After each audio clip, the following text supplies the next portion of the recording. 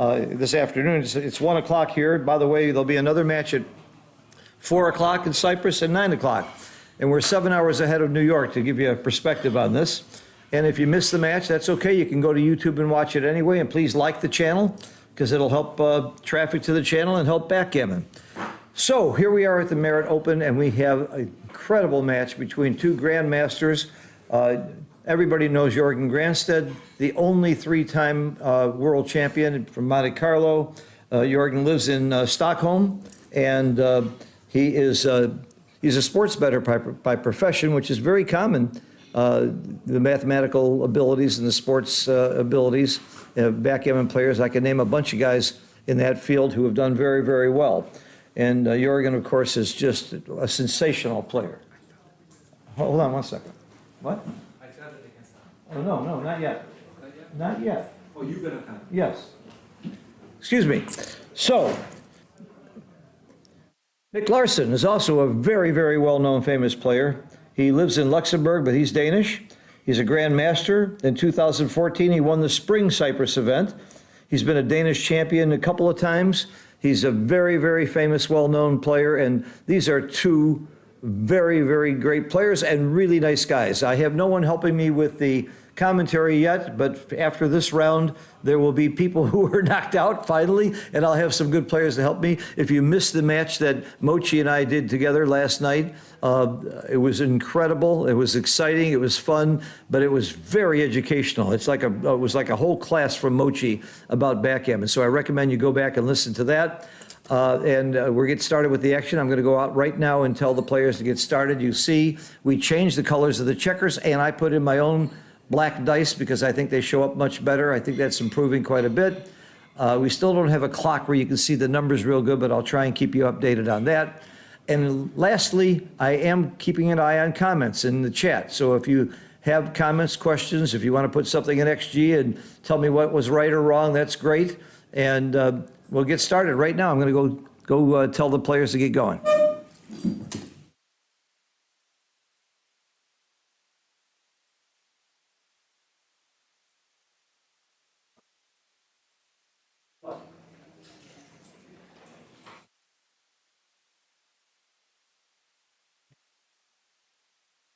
Okay, Jorgen is on the bottom, playing the red checkers.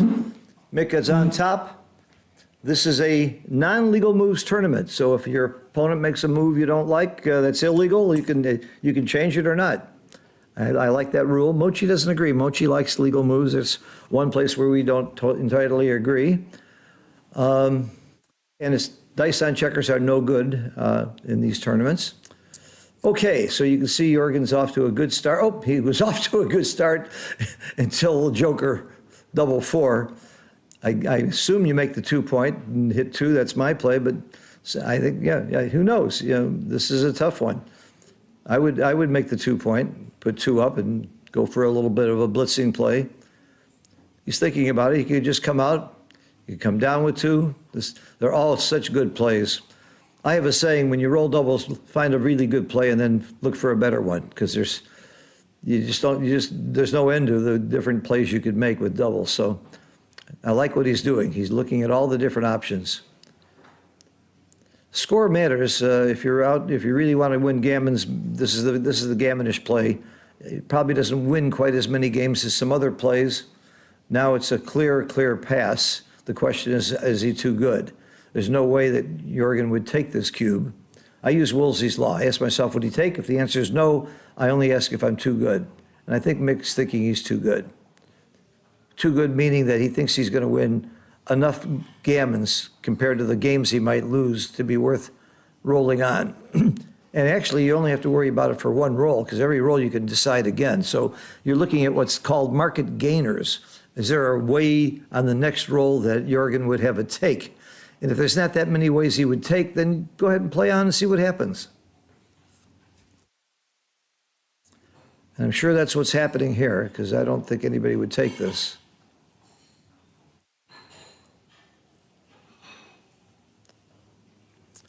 And every roll it gets better and better for Mick. I would just come to the 7 point and have another builder. Oh ho! I didn't see that coming. I wasn't going to hit off the ace, but I see the logic.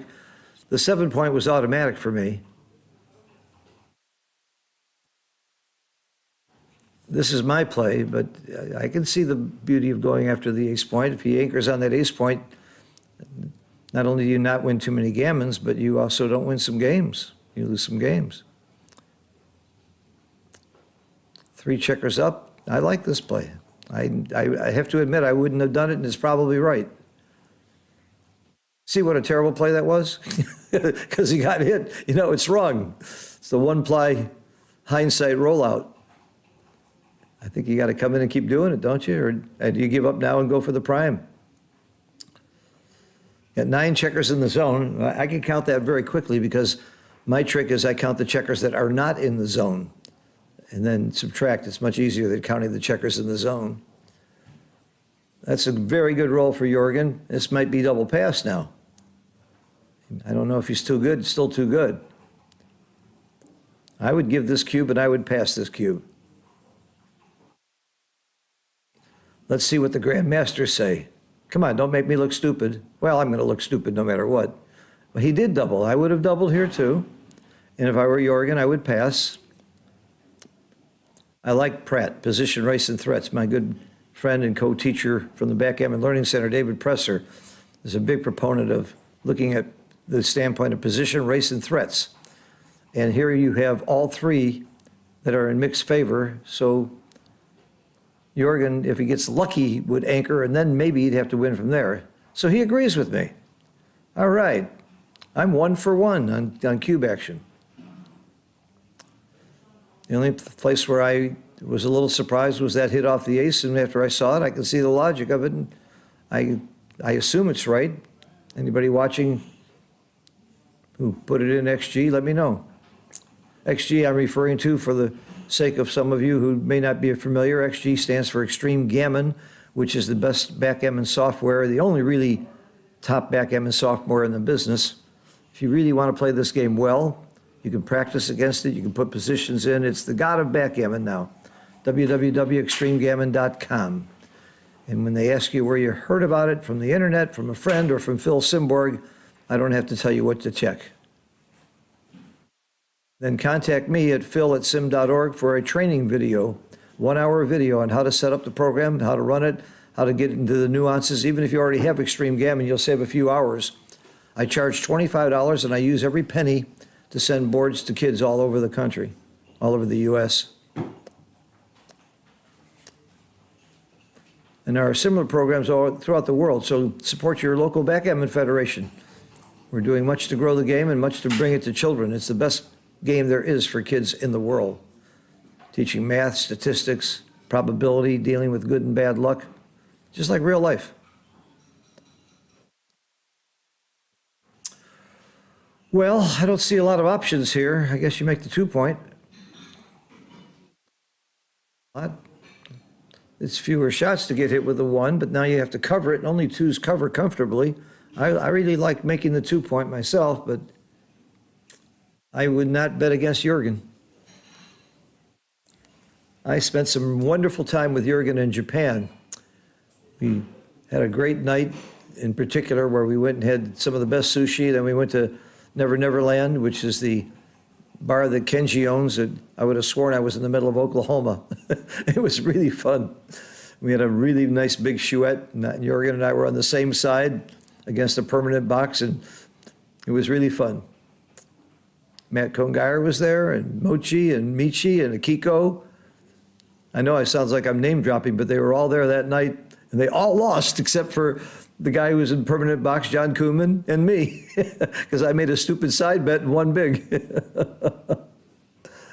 Well, my good friend Carter slept on the couch. He was too tired to play. Carter, I love you. Sorry you're not here. Hope you're feeling well. We think about you. We miss you. It's kind of quiet in Cyprus without you. By the way, this tournament is also dedicated to the memory of 2 really good friends of backgammon, Jan Risu, a former world champion who was killed while at this tournament, and Emo Mortek, who came every year, a good friend from Detroit. We have special events in their honor. And We got some possible cube action here. This looks like a take. Now, is it a double? It looks like a double and a take to me. I don't think score matters. 1-0 at this score isn't going to matter or affect the cube action at all.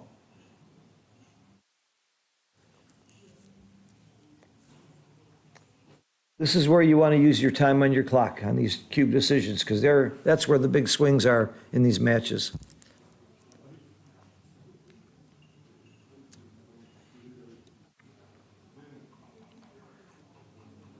So first you figure out if your opponent's going to take or not. That's Wolsey's law. And then if you think he's taking, you see if you have enough market losers. John O'Hagan's theory is the most widely accepted. He's another one of our teachers at the Backgammon Learning Center. He came up with a formula that says if you're going to lose your market 25% of the time, you probably should double. But it matters how much you lose your market by and what the rest of the rolls look like. And this is kind of awkward, actually. There's better rolls than this double six. Mainly because he doesn't cover either of those blots. I would have doubled there, I must tell you. I would have doubled and I would have taken. And he's sure happy he didn't double now. And the take I thought was easy because of the anchor.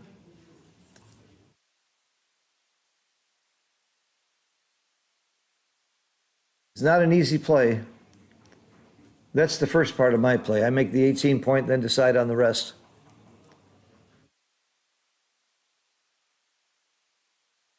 And I would keep my bar point. I would leave the 3 blots and just make sure I have some structure after I get hit, because I know I'm going to get pounded. 75% of the time you get hit with 3 blots, about 60% of the time with 2, actually a little more. There's some other numbers like that hit. And you might get hit twice, like this. That's why I would have kept the bar. I did not like making the ace, but again, I don't bet against Jorgen.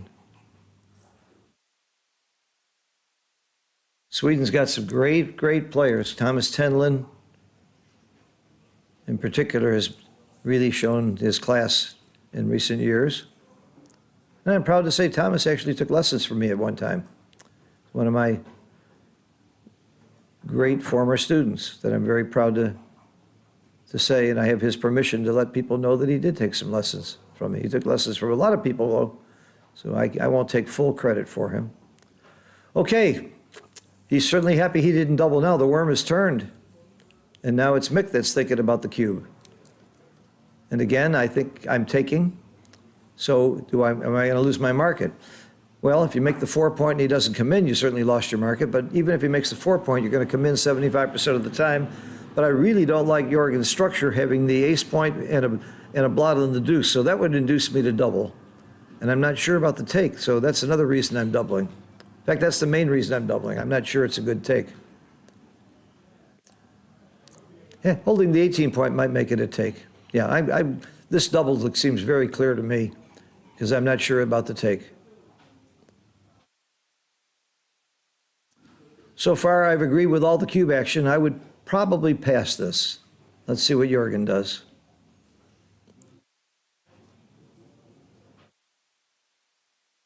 I just hate having my ace point made and a blot on the deuce. That's just not where I want my checkers to be. And he agrees. All right. So far, I'm 100% in agreement with them on cube action. That's kind of a rarity for me. I'm not at their level of play. I readily admit I'm not a grandmaster. If I was, I'd be out there playing instead of talking. I ain't bad, but I ain't that good. Okay. 2-0. So hit, and you always come down. When you hit with the ace, you always bring your other checker down. You need that backup because you stripped your 8 point. If you hit with the 6, then you can split. So I have a rule of thumb, basically. Hit with the ace, you come down, hit with the 6, you split.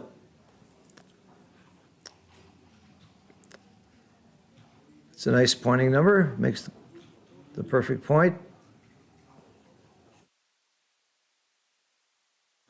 I got a problem with this match. They're both such nice guys. I like to see them both win. I hate to see either one of them lose. But I have to tell you, Jorgen is such a competitor and such a an amazing person to win Monte Carlo 3 times. It's just unbelievable to win it once.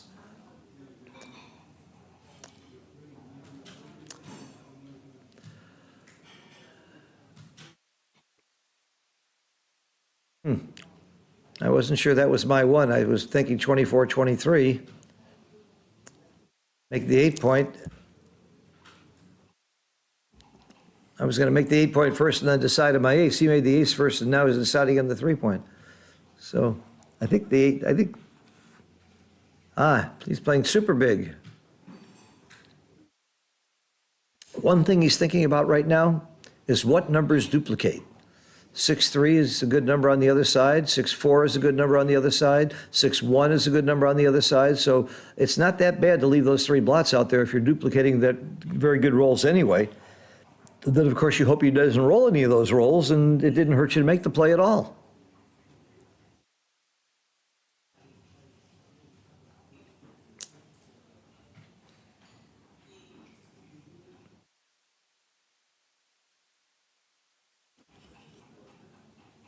I like the split myself. I really do.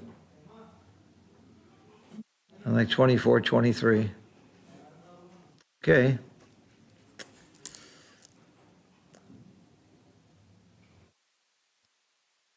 I hope you agree with me. They can really see the dice well now. The black, the opaque dice they were using yesterday, just sometimes I couldn't tell it was a 5 or a 4.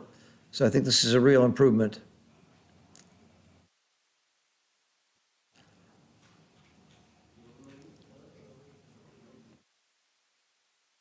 What else is there besides the bar point?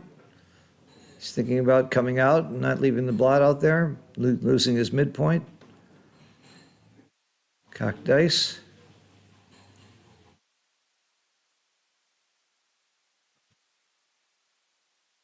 Got a slot, don't you? Oh, he's thinking about just making the bar point without hitting? I think he must hit. I would hit and slot the bar point. But he's eschewing the hit. Well, there are already 2 checkers back. You may not need that 3rd checker. The structure is really super. I would have hit instinctively, but this looks very good.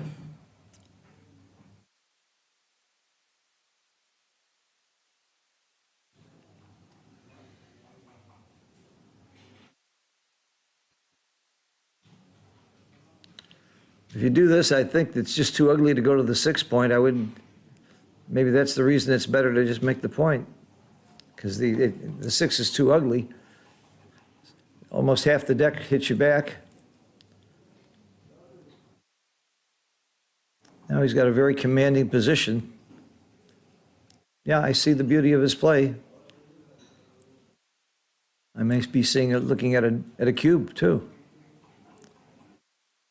It's a very nice structure, very nice priming game. Well, I'm slotting my 4-point. I don't like splitting the checkers. Maybe you have to against the prime.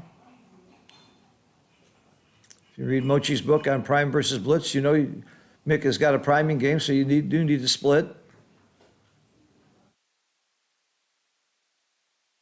And a point on him.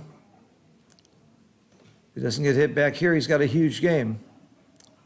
And the odds are he won't get hit back. Did I say he won't? Kiss of death. That was a big swing roll. It's the kind of rolls that swing the game one way or another. And he just swung back again.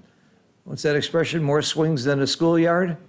Wow. Joker after joker. I love this game. Doesn't hit. If it doesn't hit, that could be the ball game. You don't want to stack 3 checkers on your ace point. You come up to the 4 and you give him a dozen ways to point on you. All those shots. I think this is double pass, no matter what he does. So that would be my take on this. He's quickly doubling, which I agree with, and I would pass it, and he passes. So it didn't matter how he played the 4-1. It's going to be double pass with any play.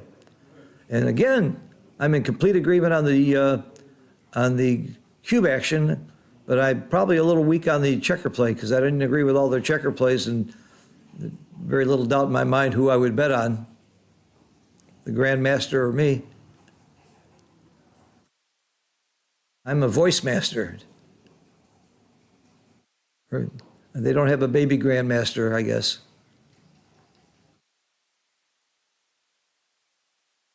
Quickly, he played 3 down. So he just ruled out making the 2-point or ace point, which makes sense. This is pretty easy. I don't see an alternative. Ooh, nice roll. Okay. Jorgen needs a 6 or a 1 or a run to stay in this game. Oh, very good. You hit for sure. Do you make the 5-point or do you make the 7-point? I think it's just too many shots to make the 5-point. I think you just have to make the bar point. There's another argument for coming up with the 3 and down with another 3 and playing super big. He's making the 5-point. Okay. I would have made the bar. It worked out.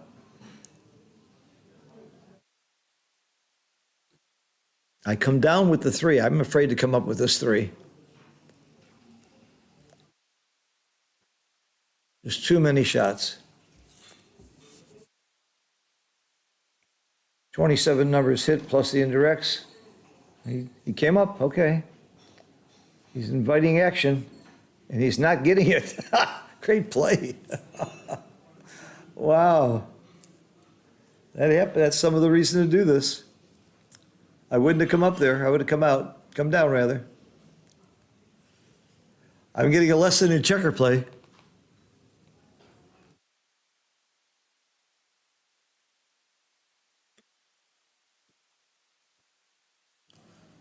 Okay, Mick's got a big advantage now in this game. If he just escaped, which he's not going to make the 2-point here. You just go out and hope you don't get hit. There's no 2, it's game over, isn't it? Nope. Double 2. Oh. I said game over, but I didn't know it was going to be this direction. Is it too good? We know it's a pass. Is it too good? Yep, he's going to roll on. Got a good chance to. Now you slot the bar, and I'm not sure about the 2, but I know you slot the bar. I think I play 6 to 4. Oh, he doesn't slot the bar. Oh. That was not on my list. Not saying it's wrong, it just wasn't on my list.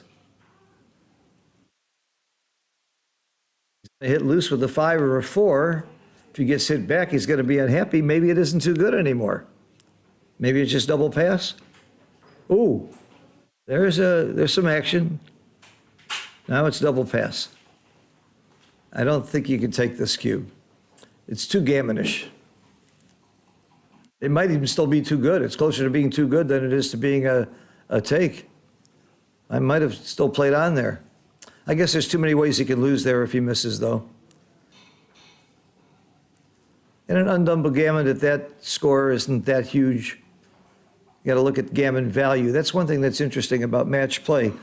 The gammon value compared to the value of winning and losing a game is always 0.5 in a money game or individual games, but it bounces all over the place depending on the match score. Even at this scores, gammons can take on more or less value. And I think that's what drives a lot of your cube action more so than the take point in many of these situations. Okay, are you hitting or making a point? Making your 9-point or hitting? I think you're supposed to hit in the early game pretty much. And he agrees.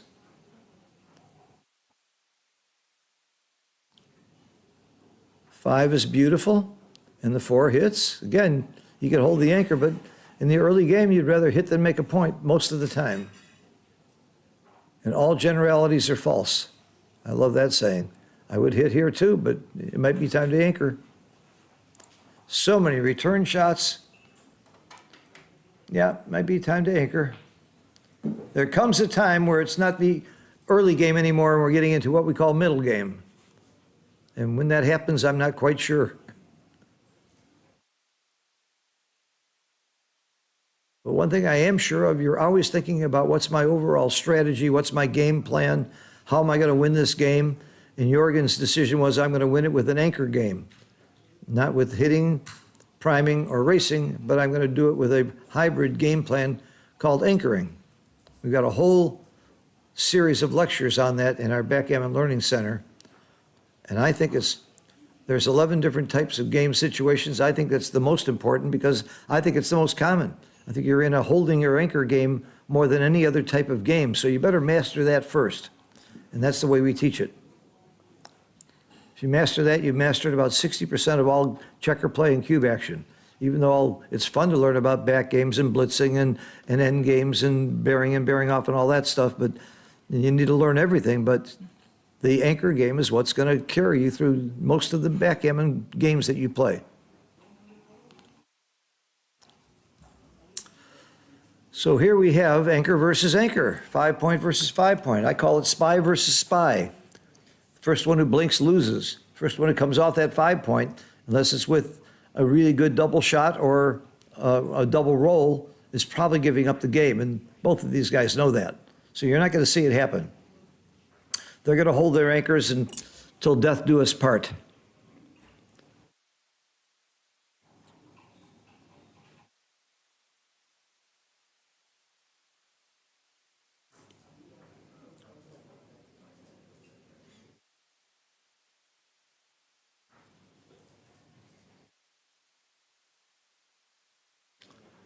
I don't know Mick as well as I know Jorgen, but I have never, ever seen Jorgen upset. I've never seen him angry or disturbed or mad or frazzled in any way. I've never seen a calmer person. Mick seems to be pretty unflappable also, by the way. Very professional. We're looking at two great pros here. Very proud to be part of this streaming and part of this event. The quality of players are Monte Carlo is the only place that compares.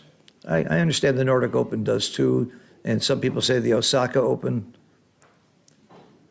What do you see the New York Open, the largest tournament in the U.S. in January? The quality of players that are there. Many of the players you see here are coming. I've talked to them about it, and many of them are coming from all over the world. January 3rd, I believe it starts. You're going to make one tournament in the U.S., that's the one I would make. And if you're going to make one tournament in the world, come to my tournament in Jamaica. That's really an amazing week. It's not just for the backgammon, but for everything else we have there. I'm very proud to be part of that Jamaica scene where backgammon is the king. The only other place where I've seen that kind of passion is in Turkey, where people love backgammon as much as they do in Jamaica.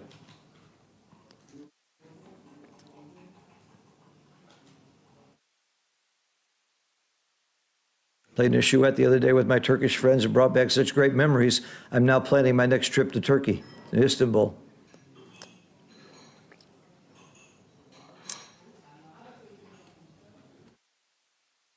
Of course, in May, I want to make it to Japan. That's one of my favorite tournaments and favorite cities, to go to Tokyo as well. Easy run, not much else. Like I said, you're both holding their anchor until they have a really strong reason to come off of it. He's happy that 3-1 is cocked. That was not a very helpful roll. Not much better. 3-2. Very stable positions for both right now. I guess you make the bar. Do you bring 2 down? This is tough. Bring 2 down, make 2 good points, block. The bar has much less value when your opponent has your 5 point, because you're really not blocking the bigger numbers. So I like this play a lot. Blocks 2 important numbers. My first instinct was always the bar, and it's really wrong in these positions, so I got to get off that instinct. One of the things I'm looking forward to, since I'm not playing in the tournament, is Mochi's lecture Saturday morning. It's a whole new lecture. I've heard all of his lectures so far at other tournaments, but he's got a whole new one for this tournament. And I'm sure it's going to have a big turnout, and I hope it's going to be streamed or recorded. Mate, do you know? Is Mochi's lecture going to be streamed or recorded? I don't know. We don't know. We're going to work on it. Okay. When it comes to anything about streaming, I talk to the boss here, is Mate.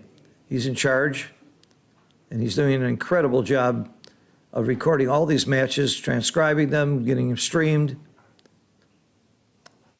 He's the reason I'm here. Without his streaming, there would be no commentary. And without commentary, you still have a great match. You don't really need me. I'm just here for fun. Boy, am I having fun. I can't tell you. Oh, that's the big roll. That's what I told you. That's when you come off of these. That's what it takes to get off of that 5 point. You got to have a super joker. This race is not that sure. It's actually fairly close. It's actually a fairly close race. But what else are you going to do with that number?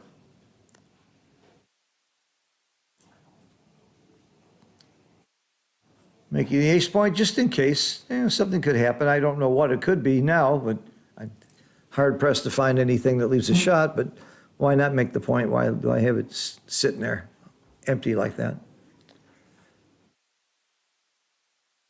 Well, if you're really up in the race, you keep racing and you make the bar point, want to bring them home. If you're not winning the race, you want to hold them, stay back. So you got to learn how to count these.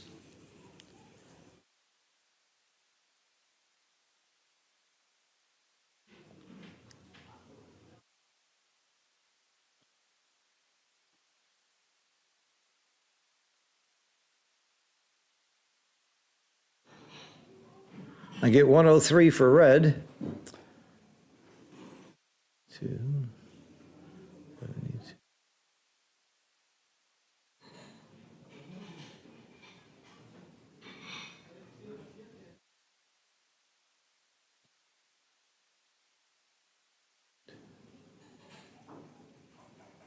And 110.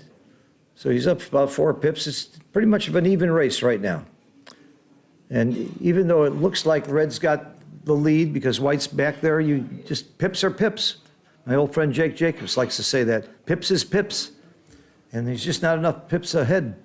You can get out any time and race, and you got to bring your checkers in. This is just too close to double. So I'm counting wrong.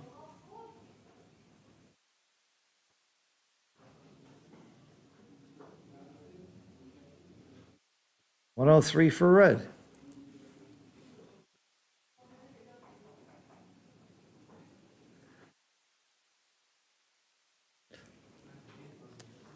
This is not mysterious. Come into the 6 point and to the 4 point. Come on, what else is there? Come into the 6 and to the 4.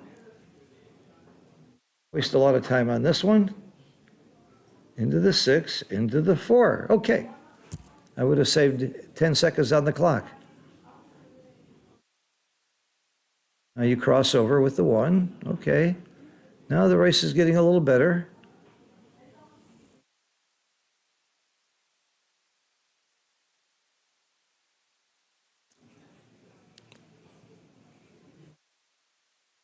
Red has 7 crossovers, 2, 4, 6, and more. The crossovers is part of the difference of this race. And if you do look at wastage, there is 3 pips of wastage according to the Keith count or Trace count for white, but there is 1 pip of wastage for red. He has the open 5 point. If your opponent's occupying it, obviously you don't have it. So that's a 1 pip penalty. So you take those into account when you're doing your calculations of who's going to win a race. I like to lecture, there's 8 different factors that go into winning a race, and everybody knows about pip count, distribution, who's on roll, the length of the race. They know that there's luck. They know that there's some skill. They forget about cube ownership being worth about 18% in a longer race. And they also forget about the other factor, though. That was 7 factors I just named quickly. See if you can figure out what the eighth factor is that affects who wins a race. I talked about luck, I talked about skill, cube ownership, who's on roll, pip count distribution, length of the race. There's one more. Nobody ever gets it. I'll tell you someday. The one more factor that affects who wins a race. Luck, I already counted luck as one of the 7.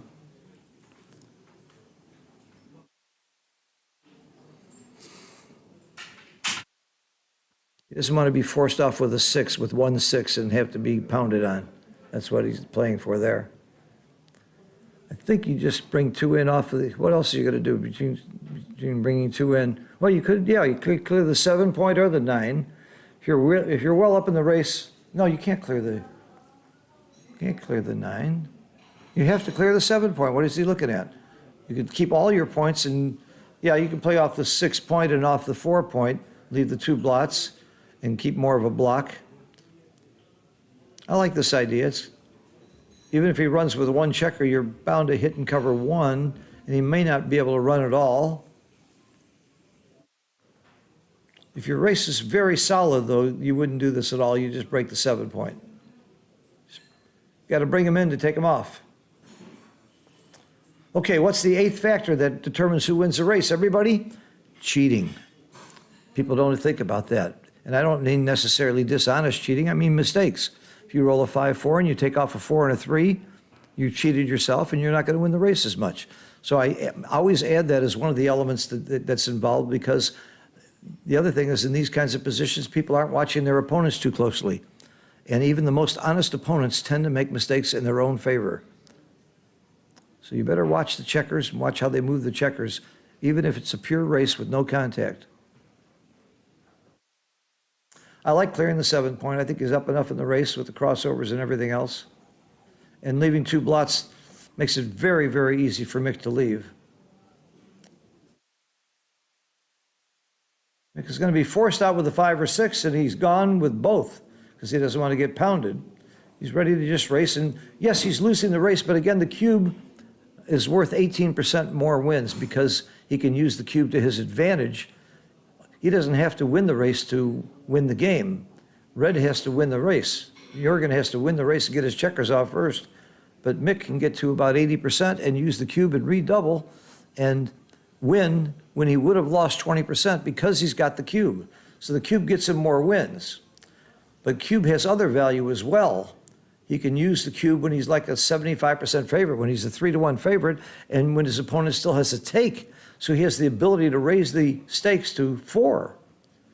And Jorgen doesn't have that ability. So that's another reason you take, even though it appears that your odds are not that good. You can take actually with about 22% winning chances in a pure race if it's long enough. Yeah, this did not look like a recube, but it didn't hurt to look, and he's sure happy he didn't now after a 2-1.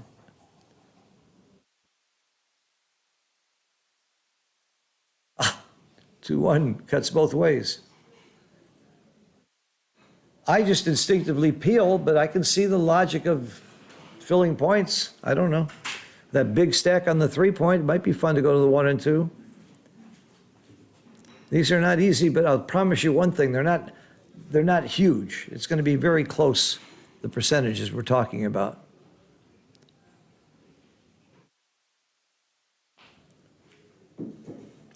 Almost instinctively, I just take one off. I know with double ones, sometimes you don't. With 2-1, I guess there's times like this with all these stacks that you would do something else. I wouldn't spend this much time on it, though. You know that the difference has got to be within 2%. But again, it could be the difference of winning and losing the game, so it's worth taking that time. These guys are both perfectionists. They wouldn't be as good as they are if they weren't perfectionists.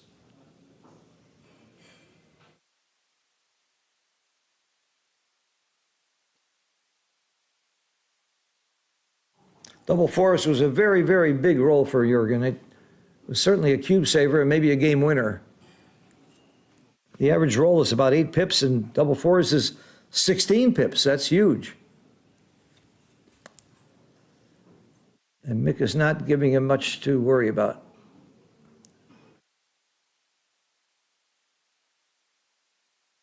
Again, I just peel here.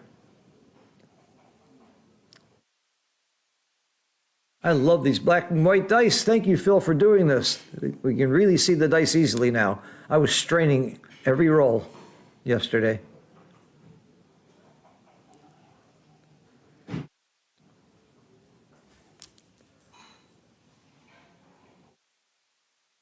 This game is not over.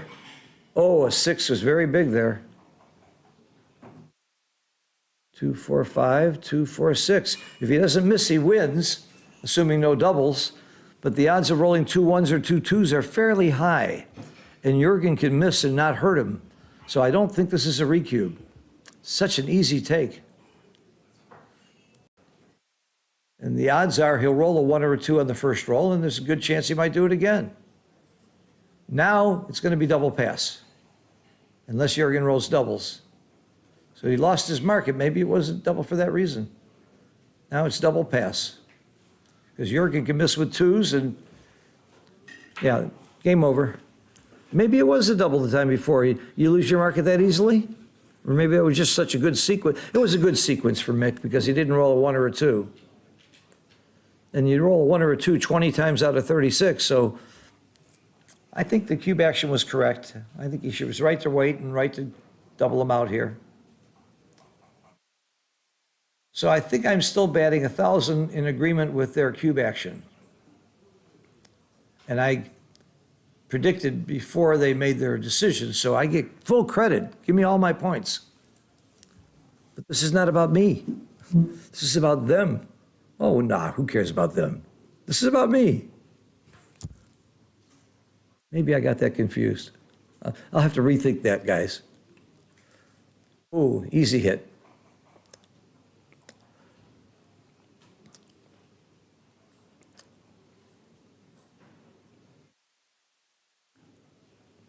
That surprises me. Most people come out there. Maybe I'm wrong. Not sure what's right. I would have come to the 18. 1 is an easy hit.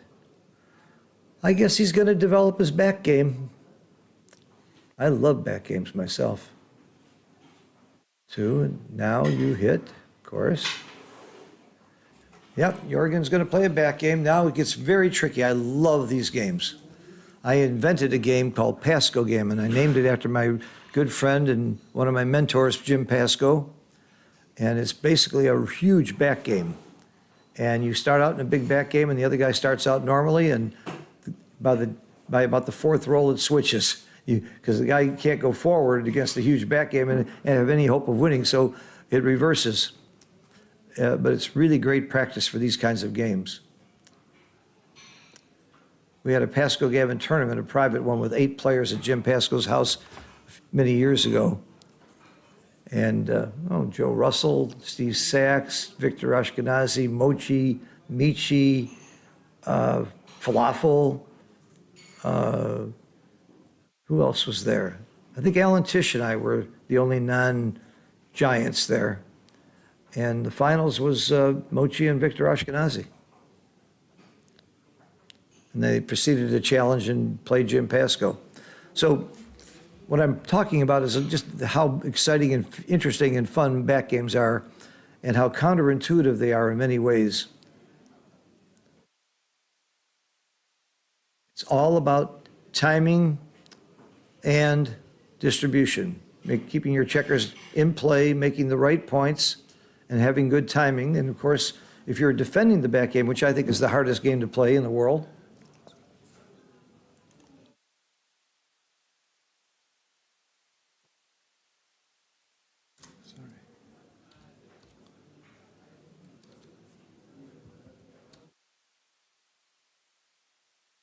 all right, we got a little adjustment here.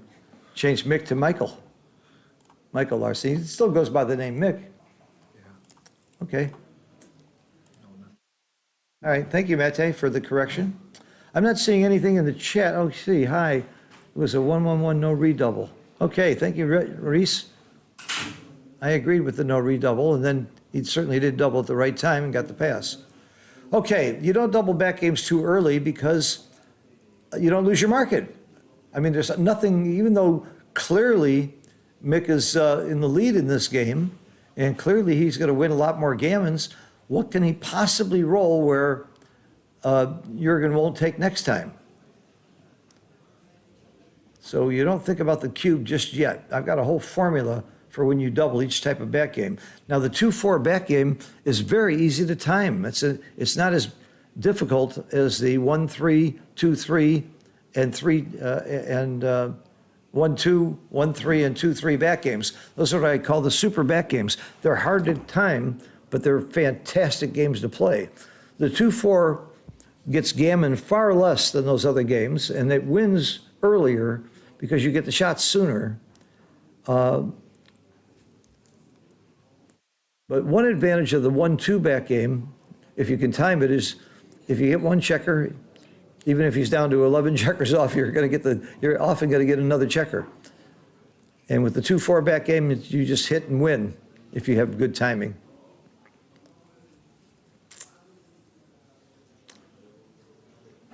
See, everybody would hit here normally, but not Jorgen. He wants to maintain his timing. Hitting could cost him timing. Of course, he could get hit back.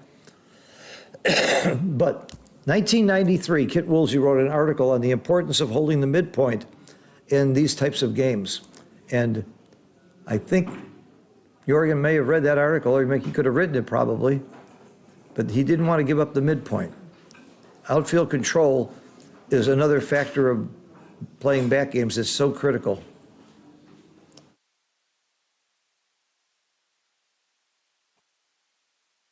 I do like Michael's position much better than Jorgen's here. I don't think Jorgen has great timing for this game.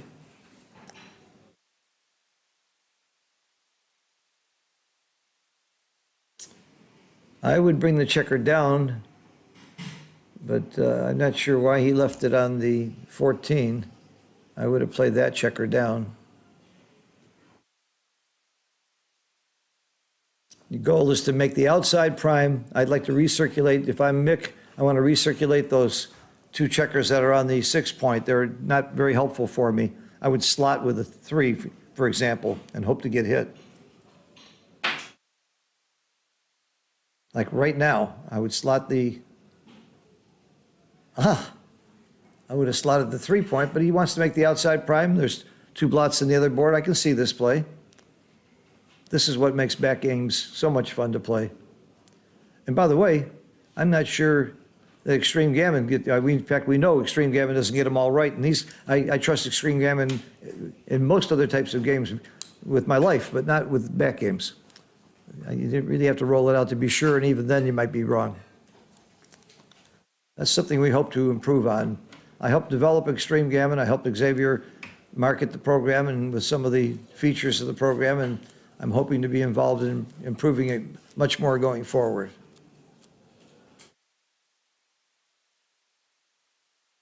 Working on it, be patient. I know Extreme Gammon hasn't done a lot of things over the last few years it could do. I'd like to get it on a Mac. We'd like to improve the XG mobile programs that aren't working on some of the Androids. And we want it to be better on back games and containment games, so we're working on all that. We're not forgetting those needs. Okay, this is getting to be maybe going forward. This is what Jim Pascal calls getting caught in the switches. You're not sure you're playing a back game or going forward, and you don't have timing for both. Now you're going to go forward if you hit that checker, and he did. Now he's playing to go forward. Who's playing the back game now. I love the way Jorgen played this game. He didn't have timing to play a full back game, and he's going forward. And now he's thinking about the cube. Wow. I love Woolsey's Law. Ask yourself, if you were Mick, would you take or pass? If you're not sure, give the cube. Although I'm pretty sure I'm taking this cube. There's too much work to be done yet. I would take the cube, but that doesn't mean it's not a double. There's lots of ways this could still be a double. You lose your market if you make the 4 point, probably. You make the bar point. If he comes in with one or two checkers, he's still got a lot of work to do. I think this is no double take. And they agree. Okay, again, he agreed with me. Come around the corner and come to the 12 point. Well, the 12 isn't a direct builder, though. I can see why you'd come down from the 13. Get another checker in the zone, shooting at your 4 point and 2 point. Yeah, the more I think about it, I got to come down with the 13. I'm not sure where the 1 is, but I think I continue all the way. Oh, he's playing a little the other side. Okay. That wasn't on my list. I was still being offensive.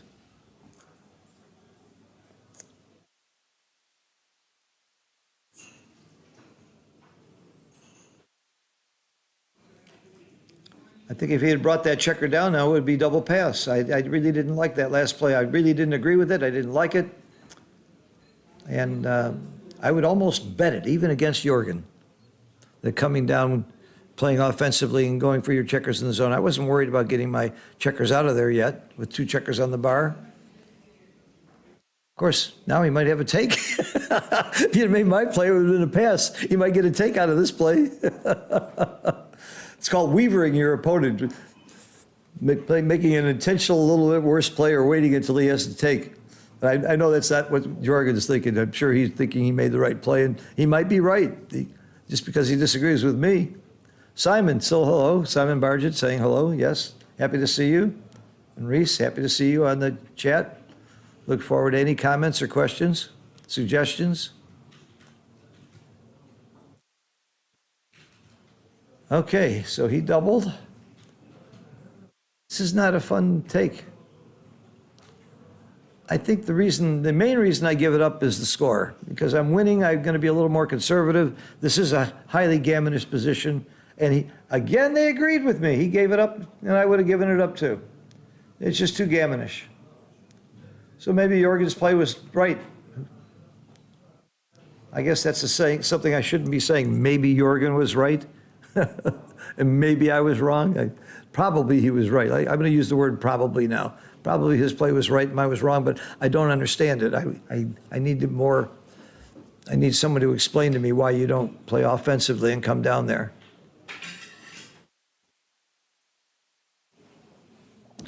It's a standard second roll play to hit with the 5-2 or the 5-4, but most people miss.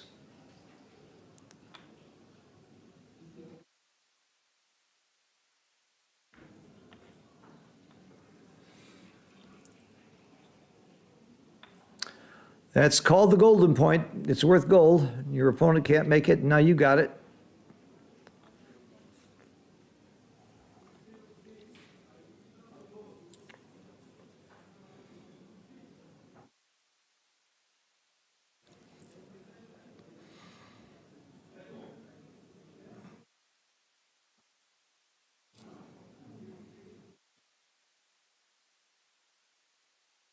So game plan dictated that play. Jorgen knows he's behind in the race. He'd like to stay back and make it harder for your opponent to come in and to race. So you come in on the 2. A lot of people would have been tempted to come in on the 5 and slot their 4 point, but that's not your game plan. Your game plan is to try and get a shot and hit it. You're not going to prime him. You're not going to race him, so you've got to play for a hitting game.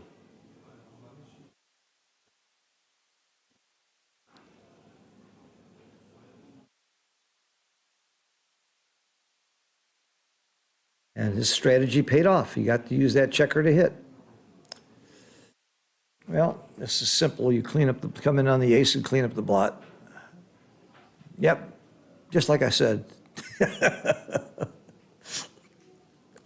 I would go to the 13 point, come in on the 24 and go to the 13 without thinking. But I guess you shouldn't do anything without thinking.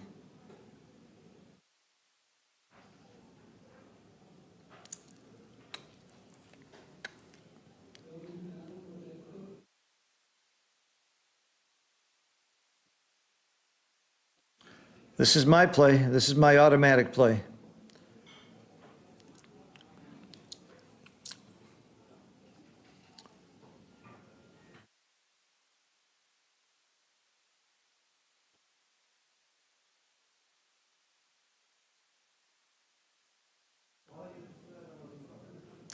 Hit and up. Hit and up. What else? What else? Oh, that's what else. A lot of people, they're saying now, once you slot that ace point, you need to make it. As ugly as it is. The old days, you'd never make the ace point. They'd laugh at you. Unless your name was Jim Pasco. He was the one that was playing pretty much impurely. It turned out to be correct. I just can't see not hitting here. You want to unstack your midpoint so much anyway. With that huge stack, this to me is clear. The 3 wasn't clear, but the hit was clear. 3, I think I would have come up instead of stacking my 6 point.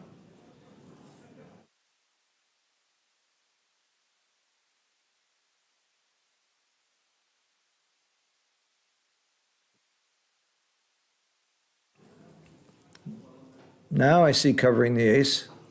You're unstacking the 6 point and making the point, and you have nothing else productive to do with the 5.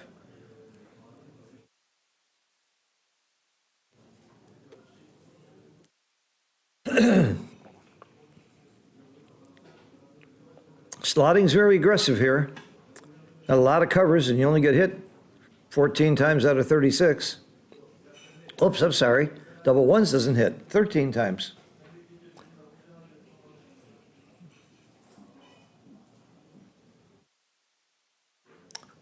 But the 3 does hit.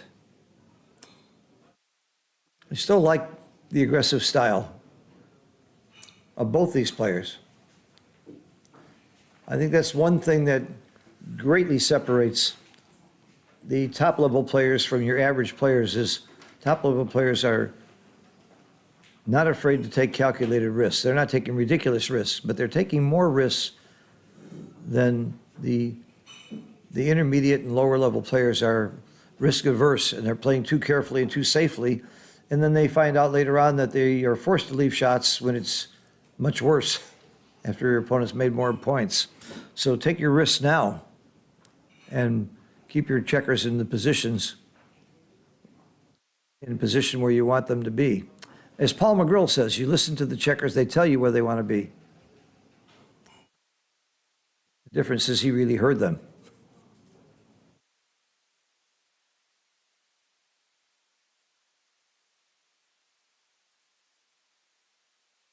This is uglier and uglier. I have no clue here. I guess I'm hitting twice. Oh, yeah. I like the hit twice, come to think of it. I think that's a very good play. Double tiger, put 2 up. He's got a blot on his board. Yes, you're leaving 2 blots in your inner board, but what's your alternative here?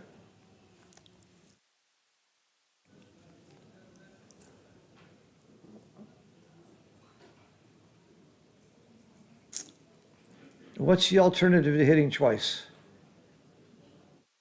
That's it. It's a good play. 16 rolls miss.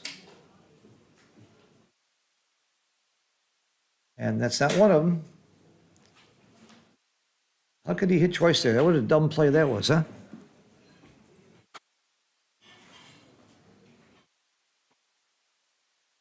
And I don't, the 2 point's so ugly. Oh, none of the above.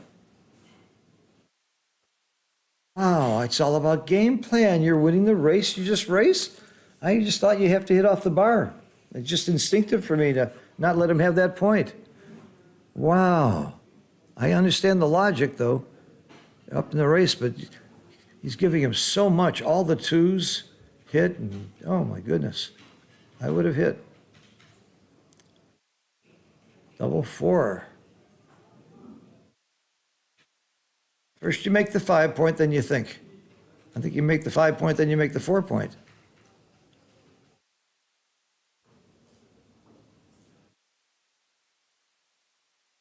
I make the 4 point.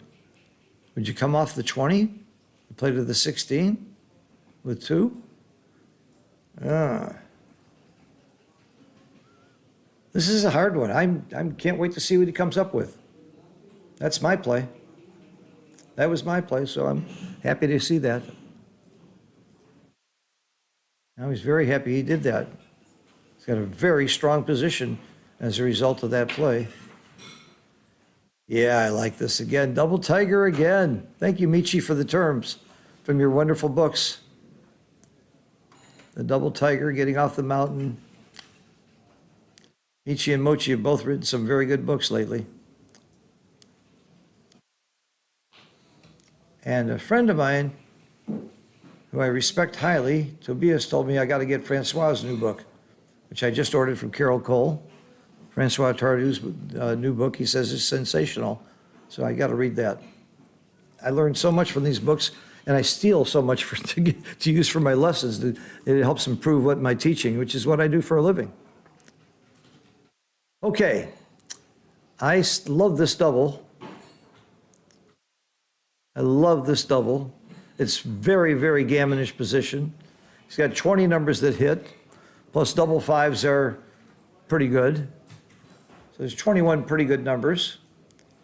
If you hit, though, the odds are he'll dance with one checker and hit with one. Just 75% of the time he's going to roll a 1, 2, or a 6. So even if he hits with one, he's still got one on the bar, and you have return shots. This could easily be a take. But there's very gammonish. It's a very, very cute position. There's a lot to think about in this one.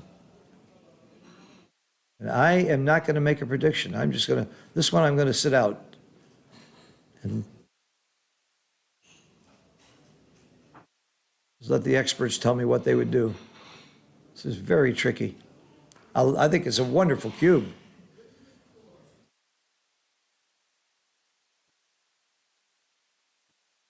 Wonderful, wonderful cube.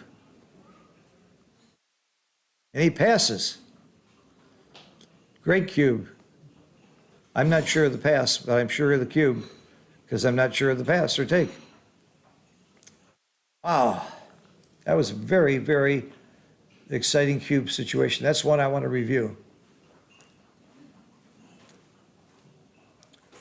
And not just to see if they're right or wrong. Now I want to check the numbers. I want to see if my estimates for wins and gammons are good. And I recommend you all do that too. Try and come up with a guess. Just how often do you think you'll win the game? How often do you think you'll lose gammons? And before you know it, you're going to get good at it. One of our backgammon teachers from Israel, Ido Levi, who is, in my opinion, one of the great players in the world that people don't realize or know. They're just starting to learn how good he really is.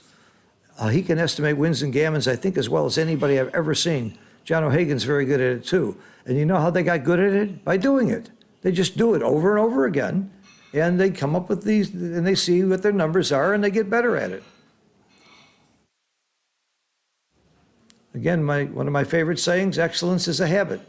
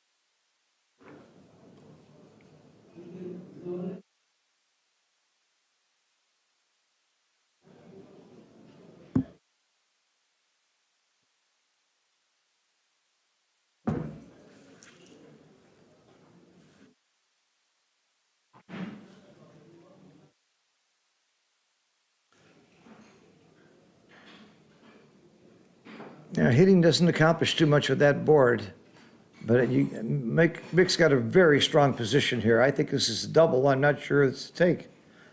I think it's probably a double take, but I certainly am going to give the cube. Yeah, I would say double take.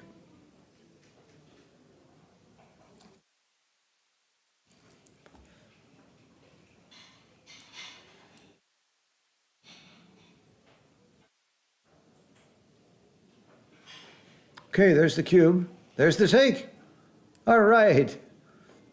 I love it when I agree with them. That means they're playing well, right? That's how you know.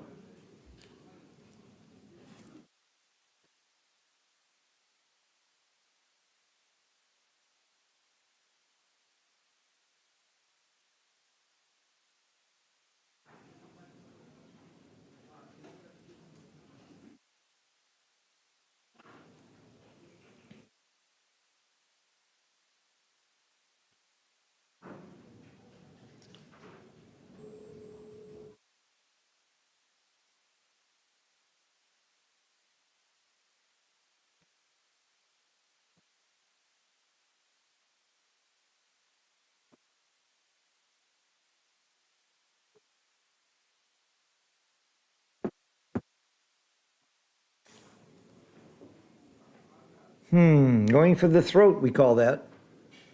Going for the gusto. It's an ugly play, but everything else is uglier, so that's why you make the play. It's all relative to what else you can do.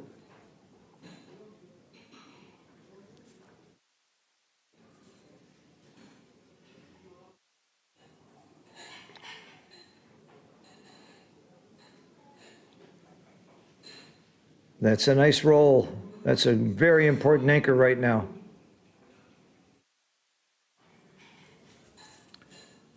You slot two or do you come up? I think you got to come up because there aren't that many good pointing numbers that don't leave shots.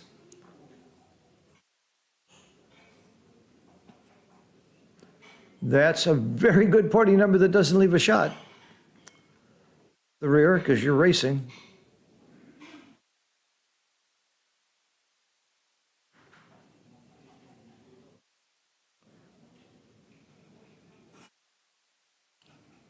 I hope this is showing up well on your screen. I'm sort of off center on my view of the screen here. I hope that's not what you're seeing at home. But I'm going to check with my good buddy Mete. He's the boss. My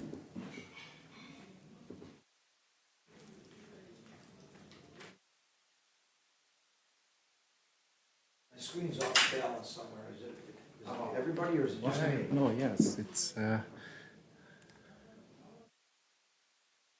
Accidentally hit the mouse a little bit. Okay, shit. I've been texting you and calling you. Okay. Your phone was here. Okay. So they were seeing it off balance too, huh? Yeah. Okay.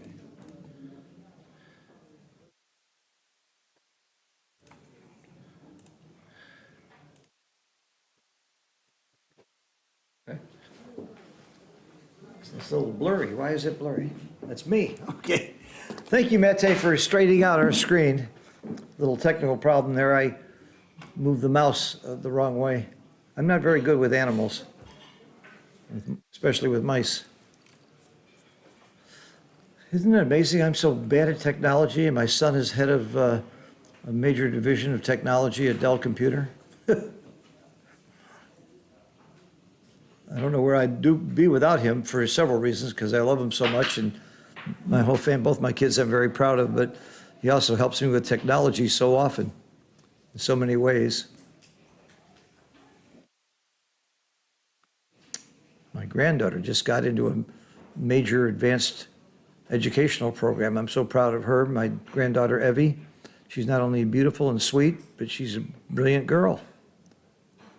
She's got the Simborg genes in her. Both of my parents were incredibly intelligent, and both my brothers, everybody in the family but me. Well, here's the full blitz. 3 is monstrous here. And he gets it. Oh, right, a 3 and a cover. No, he doesn't cover. Yeah, he does. 6 and cover. Okay, big roll right here. Good switching play, automatic switch. And the last one I don't think is critical. Why wouldn't you leave him double 4s instead of 4-3? I don't know why you do that. Oh, you're duplicating 3s elsewhere on the board. Oh, it's double 3s. Okay. 5-1. This, okay. Giving him only a 4-6 joker. Last night we saw young Kazuko leave a double four as the only joker, and of course it was rolled and cost him the match. Mochi and I were doing the commentary, and Mochi, who's very close friends with Kazuko, Kazuko lives with Mochi. Mochi let out a scream to heard round the world.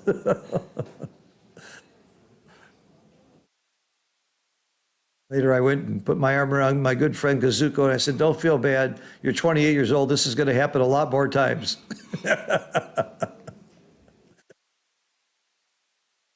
If you want pain, play backgammon, the cruelest game.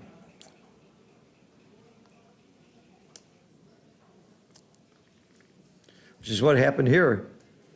Jorgen rolled a beautiful 3-6 to hit and cover, and he's still in big trouble. And the game's not over. No other game has the swings of backgammon, back and forth and back and forth. We've already seen it here, but we can see it again very easily with a four and something good by Jorgen, and could turn the whole game around again. Now it's only a 4-6. 4-4 wouldn't hurt. 4-4 wouldn't hurt. It's the second time I've called it in 24 hours. That's okay. It just ends the gammon. It's pretty much as sure as the game. But he's very happy to roll that and just lose 2 points here. The gammon was looming. And he hasn't lost the game, but he's pretty much lost it. It's going to be almost a miracle for Jorgen to pull this game out, but he's certainly saved the gammon. Pips is pips. He's just down too much in the race. But that was a big, exciting game. The hit, the cover, the hit back, the switch with the double ones, then the double fours. That's what makes this game so much fun. I am a bridge player. I'm a gin player. I play tennis, golf. There's nothing more fun than backgammon. Nothing is more fun. That's why we're doing it. And it's challenging. No matter how good you are, you're always going to learn something every day from this game. You always have more to learn.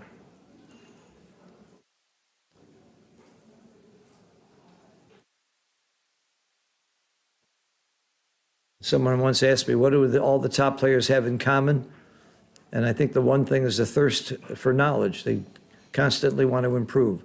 I mean, certainly they're good at math, and they're intelligent, and they're competitive, and they, discipline and so on. But it's really that thirst to learn that singles them out more than anything else. They're just not going to leave well enough alone. I remember giving a lecture with Falafel, and the play came up, and the difference was .003. And I said, it really doesn't matter. He said, Falafel says, hell no, that's when it matters the most. You got to figure out why one play is better than the other. What's the logic behind it, even if it's .003? And let's find out, first of all, let's make sure it's really .003. He just wouldn't stop until he really understood it completely. That's what made him such a great player. And all the top players are that way. And a shout out to Falafel. We miss him, of course. We talked about it last night, how much fun he was to have around. Okay, I'm not concentrating much on the game because there was nothing going on there. It's over. 6 away, 10 away. Mick's got a very commanding position here. If I knew my Neil's numbers, and I did know them and have them memorized at one point, I could tell you what the match equity is here. But it's 6 away, 10 away. I would imagine that Mick's about a 65, 70% favorite to win, something in that range. Anybody watching can look up their match equity table and tell me. 6 away, 10 away. Hey, I got one of those on my phone. I wonder if I have it for that detail. There's my take point chart. Here we go. 10 away, 6 away, 34%, 65%. I was right. 65-35. That's another thing that's just like estimating wins and gammons. Just do it and check yourself, and eventually you'll know them.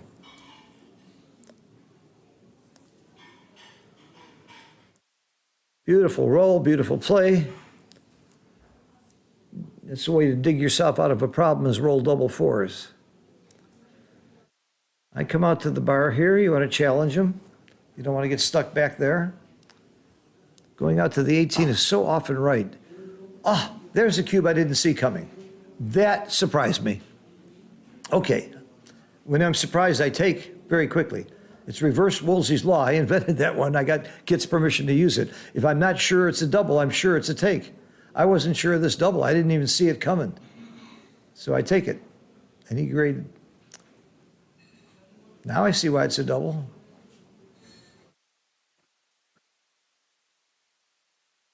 But I think it's still a take, even after this crazy roll, after this great roll. That's why I don't think it was a double. I don't see how often you lose your market here. I didn't like that cube. Sorry, Jorgen. But maybe what I'm forgetting is the score. Maybe he's much more sensitive about the score than I am, because he's down in the score. He certainly would double much faster, and maybe that's what I forgot. I'm willing to bet. Anytime you want to bet whether I'm right or Jorgen's right, I'm willing to take that bet. And you know who I'm betting on. Yeah, the score might have made that a double. Otherwise, I didn't even see it coming.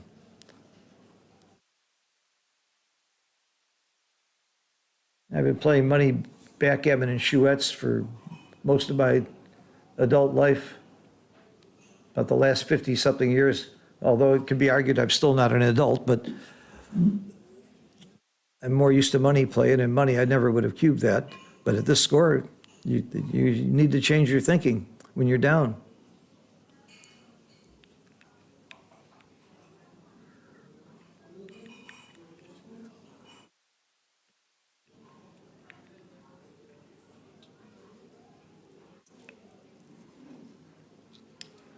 With 2 on the bar, it's better by far to make more points. I don't want to play a priming game here. I want to close him out. I don't want him to anchor and get the second point. I think that's right. I make the ace point.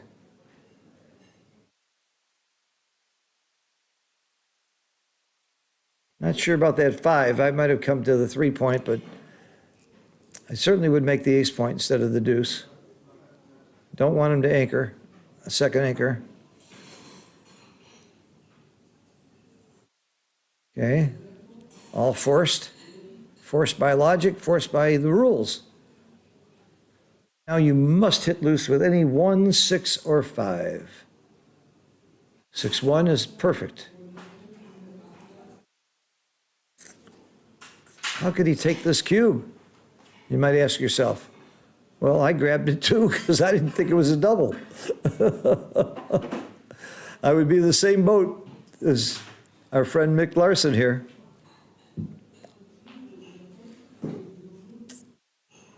He's got no game. So what's the question? I leave the outside shot.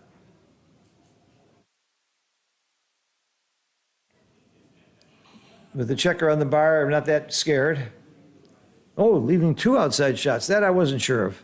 I would have left 1. Makes it much easier to bring them home now.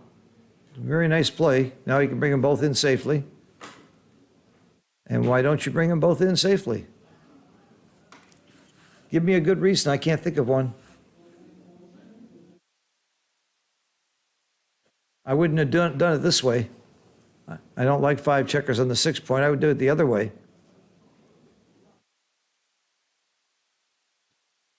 Into the 5 point. Play the back checker into the 4 point. It's so natural to me. Yes, this. Oh no, why not bring it in? Why give him the Joker 5-5 right now? It's not a bad setup to bring it in. You can't take him off until you bring him in. This to me seems so automatic to play to the 5 point and the 3 point. Wow. I really missed something there. Ah! Oh, 4-5 it was, not 5-5. Yeah, okay. 4-5. I called it wrong. Which is even worse. 4-5 is twice as often as 5-5. Jorgen just didn't like that configuration. He's thinking further ahead than I do. He knows he's got the gammon if he doesn't leave a shot, so all he's thinking about is how do I clear from the rear without leaving shots. That's all he cares about, which is the right thought, and maybe I wasn't thinking about it enough. Because he's got the gammon assured. If he doesn't roll still, he rolls like 5-1. All right. 6-5, 5-4, 6-4. 6 numbers that leave shots. And there's one of them. 30% hit, and he misses. Stay back and hope for a double one. Hope for a double one followed by a one, which is around 1%. And I know that because it seems to happen all the time. I can't tell you how often that 1% seems to happen. There's the double one. Almost. Okay, it almost happened. This game is history. 4 points for Jorgen. Ties up the match. What a brilliant double he made. One that I didn't even see coming. That's why his name is Jorgen Granstedt. That's why he's a 3-time world champion and the only one with that title. There's quite a few with 2. Go and Mochi and Frank Frigo just got it last time. Joe Russell almost got it. My good buddy Joe Russell. I'm sure I'm missing some others. Bill Roberti, I know, is a 2-time world champion. My original and first mentor, Oswald Jacoby, is a 2-time world champion. Who am I missing? Yada Kiko. I have to look at the list. But there's only one 3-time world champion. That's Jorgen.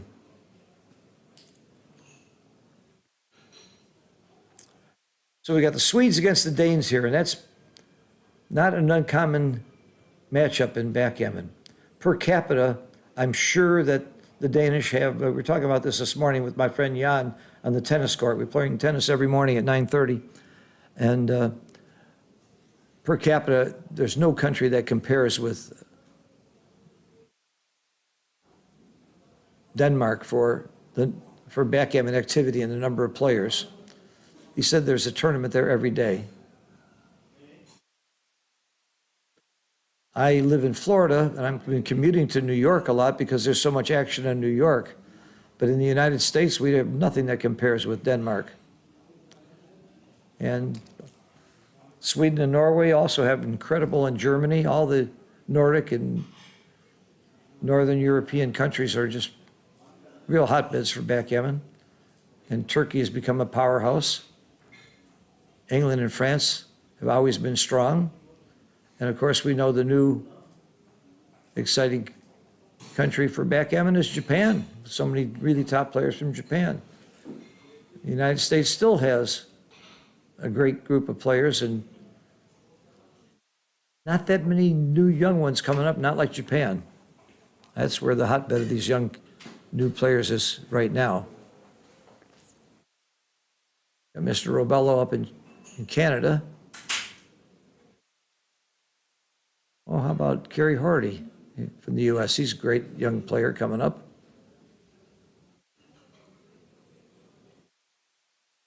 Ben Friesen's already getting too old to be called a great young player, but I love the guy.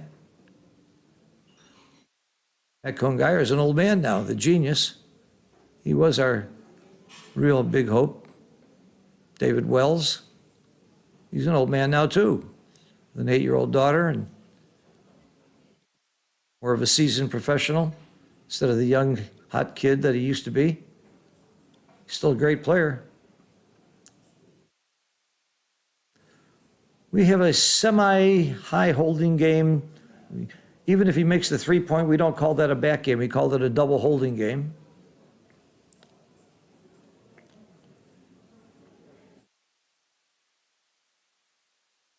Is he thinking about coming in and hitting? I would think about that. I like coming in on the 2 and hitting off with the 3. I actually love that play. He's not doing it. He's going to play more conservatively. It's 6 away, 6 away. Fairly much normal score. Nothing is that much elevated here. The take points and gammon values are pretty close to money. The recubes get exciting at these scores. I do not hit. Don't want to give up my anchor. I think I'm not sure which one I play, but I'm going to run with one of those two back checkers. I sort of like running with the front one, coming off the 22 point. Yeah, that's my play. Come off the 22 point. Gives me a nice builder for my 4 point. Keeps the checker back as a catcher.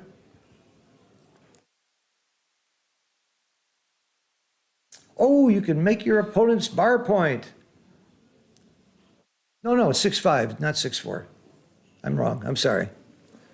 6-5. So you can't get a builder for the 4 point. Wow, I was not hitting here.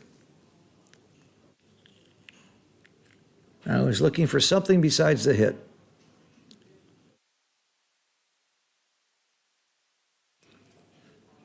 It's so ugly. I like keeping my structure and holding the golden point is my key reason not to hit, because everything looks so ugly. I want to end up with the golden point, so I'm not going to hit. All right, that's my play, and I'm sticking to it.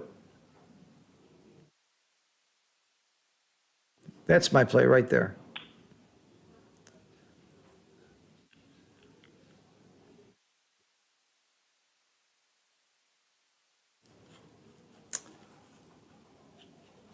That was my play. You probably heard me and figured if Phil would make this play, it must be right. Yeah, right.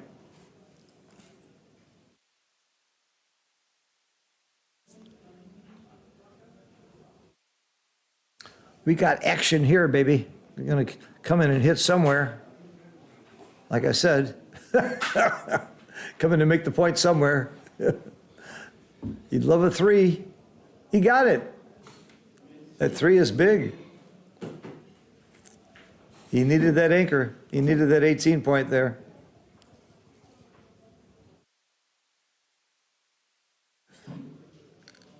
Yeah, but where's the 3? Okay, it's ugly, but you got to do it.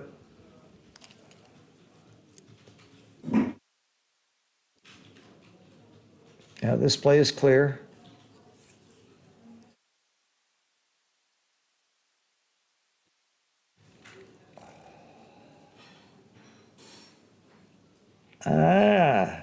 I think I come up. I'm not that worried about that outside blot.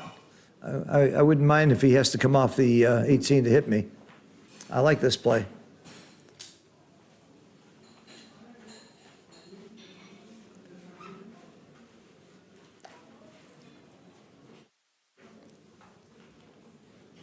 Make the bar, make the 4. Hit 2. Ooh, hit 2. Ooh. I like the hit 2.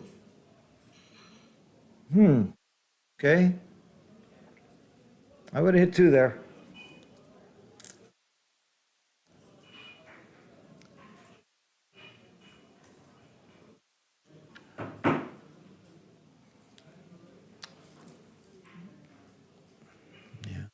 You don't want to come off the bar point to hit with that 3. It's just way too loose. I like this play.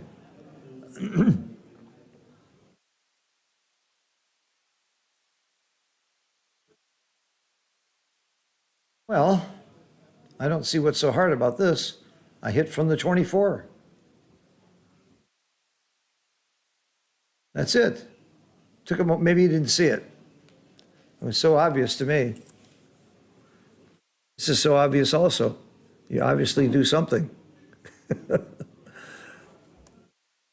Outboarded 3-2, so and he has another blot, so I think it does favor getting into a hitting game. So I think this play has to be right. Oh, don't take it back. I'm telling you, it's the right play. Trust me, Jorgen. Come in and hit. You got him outboarded. You both have anchors. Trust me. Yes.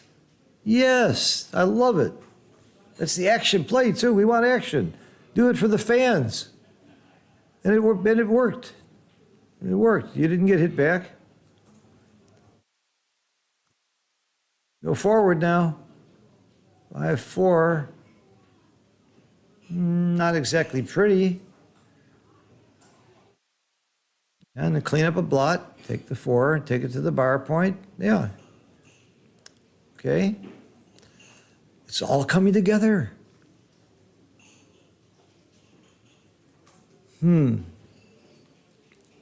Well, that's pretty clear. He wants 2s and 7s. You say it ahead of time so you don't miss it.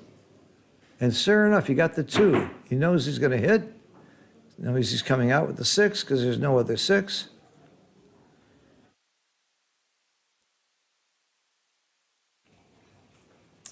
And there are no market losers. So oops, that's an anti-joker. That's a bad roll. Double 6 is not always great. This is one of those times where it actually hurts you. And double 5s could be much better than double 6s at the right time. Just bring it all the way around, leave everything in place. That's it. That's clear. Pick up your dice and let's look at it. Or hit the clock and let's look at it. What alternative is there? Oh, there's the alternative coming out with 3. Just racing because you're up in the race. There is that possibility, but you're not up in the race that much. Maybe that's the reason the play is right. But you certainly would be happy to hit here with the 3. And the 2 comes out also. Now you might start counting this race. Crashalicious. Got a crash board, and the race is probably very close, so you probably can't double because of the race. Although there's a lot of wastage there for red. He is doubling. He doesn't like the structure. Even if you get into a hitting battle at all, you've got it 1-2. So you've got the race and a hitting battle in your favor. That's why you double. It's a very good double by Mick. I think it's a take. I have to do more. I got to spend more time counting this race, figuring out the wastage, and that's exactly what is going through Jorgen's head right now. Let's be scientific instead of emotional. Emotionally, I want to take it.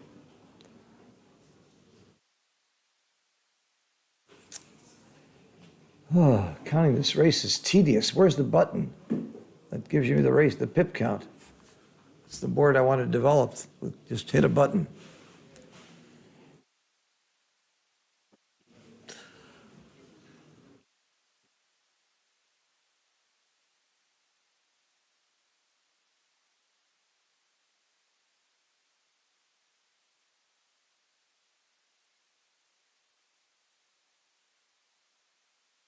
$21 for red. That took a while. This was not easy to count for me.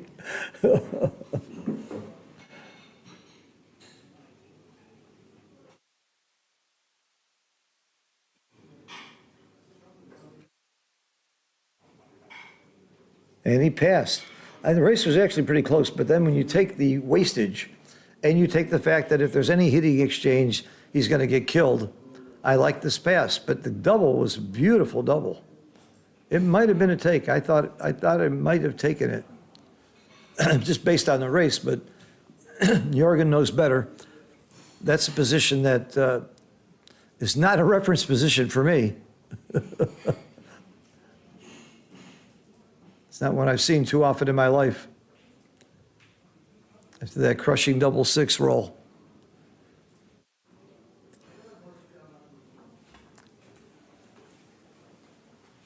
Five away, 6 away. Just as you would predict with 2 great players, it's a close battle all the way through. It's going to be no easy games here.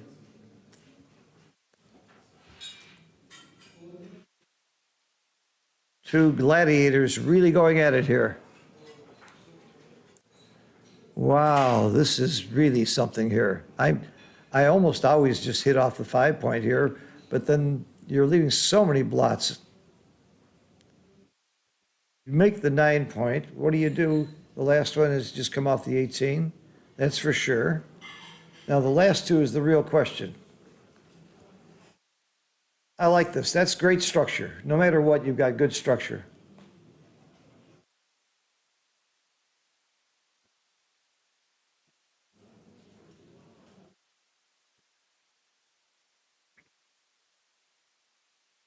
Hit and split. Okay. It's either that or hit and continue. The hit's clear, though.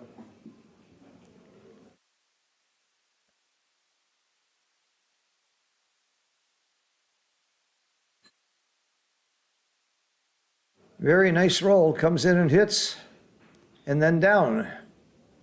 There it is. Right back in the game. Jorgen's made his ace point. He's only got one game plan, and that's a hitting game or racing. He's certainly not going to play a priming game.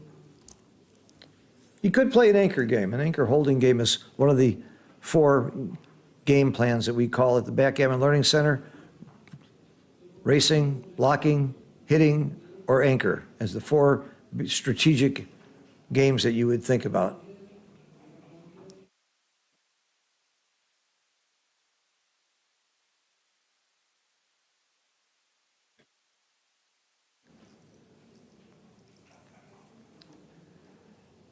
Well, this looks like a 5-point to me.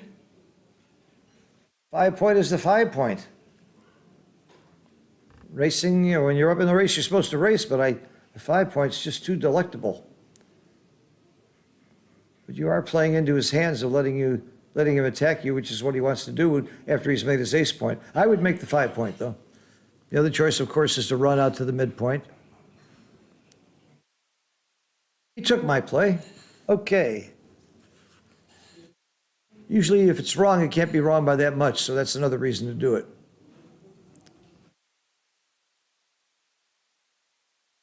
The 2 is big. I knew ahead of time I wanted a 2. I thought about 2, and I rolled the 2, and I hit him.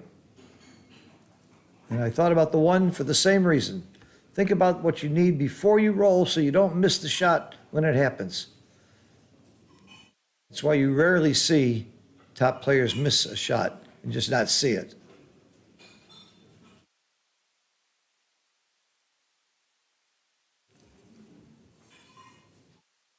I just don't see this play.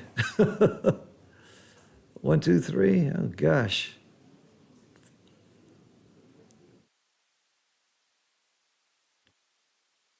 It's all ugly. I just keep coming out. I don't make the 2-point. I don't like throwing checkers down that deep. It might be right to slot the 3-point and come out. I don't like this, but I can see it. Everything else looks pretty ugly.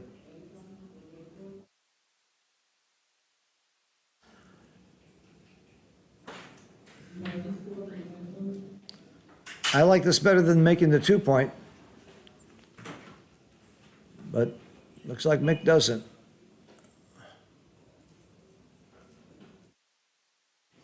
He's got 3 to play, I believe.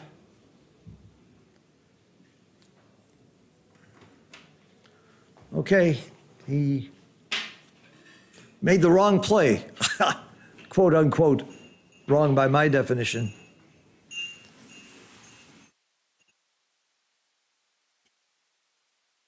It's a very good roll for Jorgen.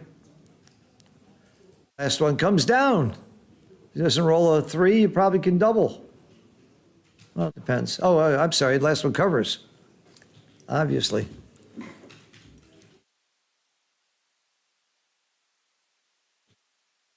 Great roll. Nick better perform. He better roll a 4. Now, obviously it's a take. Is it a cube? I don't think it's a cube. Because I know I'm taking, and I don't think there's enough market losers. Even if you get really lucky and make the 5 or the 4-point here, there's I didn't think this was a double. Maybe that outside extra blot out there makes the difference, the 4 on the outside. Grabbed it. I would not sure it was a double, so I would have grabbed it also. Too many ways to anchor here. I think you have to hit. Hit, pray, love. Is that the name of the book?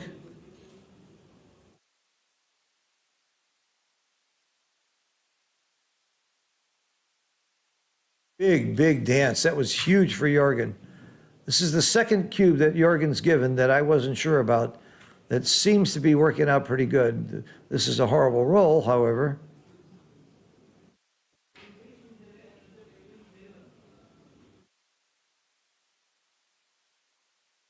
This could really backfire. This is the roll of the match so far, right now. He really needs a 4 or a 5. Oh, a double 3 dance. That was huge. Absolutely huge. Makes both points. Oh, my goodness.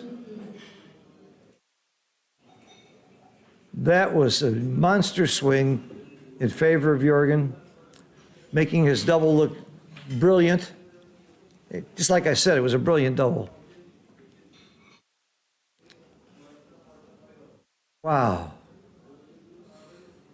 What a swing. This is another great roll. Mick was very unlucky there not to hit, not to come in. But you make your own luck in backgammon. In the end, in fact, I don't even call it luck. I call it odds. You're playing the odds. And the better you play, the more the odds are going to be with you. So Jorgen's in this position because he was smart enough to see the cube and see how this is going to go, where I would not have seen it. That's why he's a 3-time world champion and I'm not. He needs to get out of there. He knows he needs a 6 or a 3. Ooh, it's getting tight. He needs a 6 or a 3 or he cracks. Guess a 2-1 doesn't crack. 6 or 3, he's favored to roll it. Uh-oh.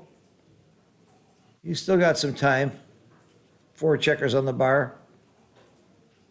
He's still a big favorite to roll a 6 or a 3 in time. And he doesn't. Cracks again. Again, still with 4 checkers on the bar. I still like Jorgen's position, but it's gotten much weaker. It's getting exciting. Mick needs to bring some checkers in. Get some wood in the game. All right, brought 1 in. 6 or 3. He's wondering if they're on the dice at all. There's a 3. Whew. Just in the nick of time, too. He was running out of time.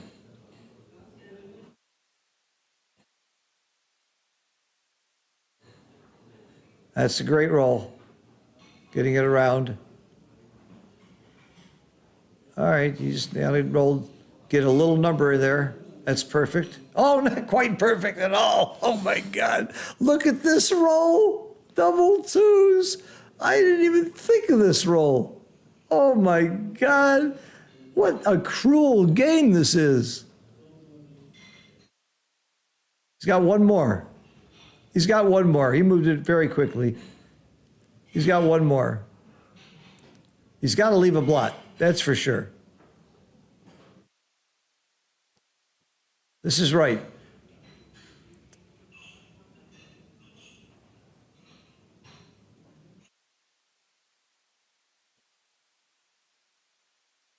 Making sure the clock's running. Okay. Yeah, he left a 3 shot. Oh my God, what a game. And of course he doesn't hit it. I would have bet anything that he would have rolled a 3 there. He just couldn't make it easy. Oh. I had to hold my breath on that one. Look at it from Michael's standpoint. Wow. How sad that was, and what a tough loss this was to get gammoned here. Down 2 away, 5 away. Oh my goodness. What a swing. What a huge swing this game was. I'm out of breath.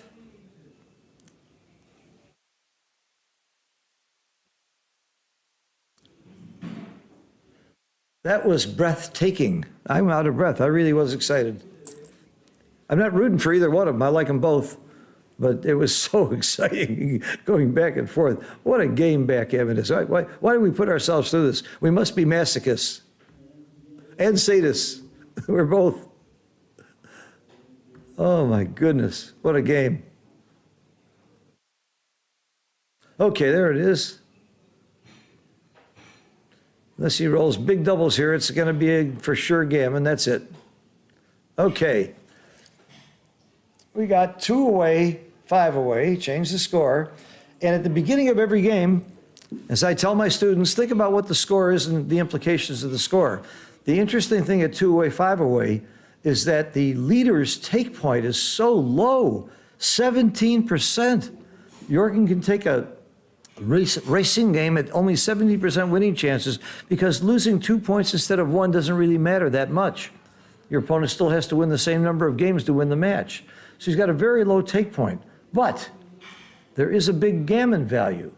If your opponent turns the cube and gammons you, when he's 5 away, he gets to Crawford, which gives him an artificial advantage to win.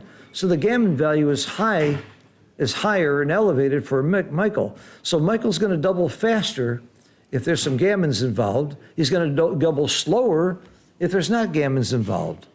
And Jorgen is going to drop faster if there's gammons involved and take much faster if they're not.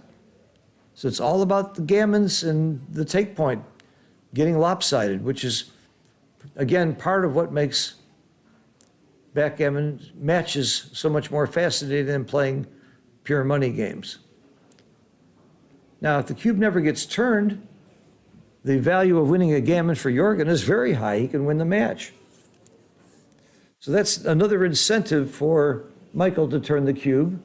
First of all, it's a dead cube that Jorgen could never return because he only needs 2 points. And secondly, the gammons that he might lose if he doubles no longer have any cost to him. So it's a big incentive for him to double sooner, even though the take point is 17%. If there's gammons involved either way, right, this is a great roll for Michael. He's pretty much assured now he's not going to get gammon and he's not going to get primed. And he's thinking about something else? Thinking about more offensive play because of the score? I don't see this at all. I think the 20 point is clear. But that's just me. That's just me sitting here trying to second guess these grandmasters. I make the 20 point.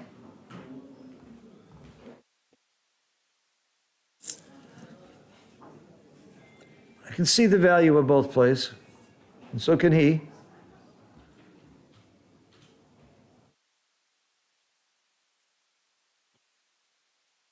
So I like to use what I call Simborg's law. Put yourself in your opponent's shoes and ask yourself what you would like to see, what you would hate to see your opponent do. That's what you do. And I would hate to see him make the 20 points, so that's why I like the other play.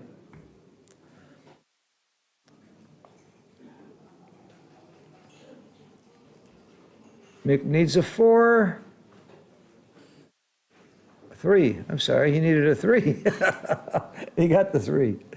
And now it's a double. It's a double. Is it a take, is the question. Oh, he's not doubling? I would double this in a heartbeat.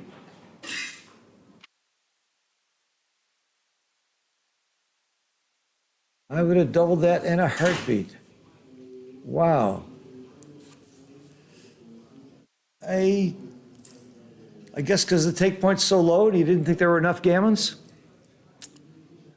I thought that was a cube. Nice anchor. Very, very important anchor for Jorgen.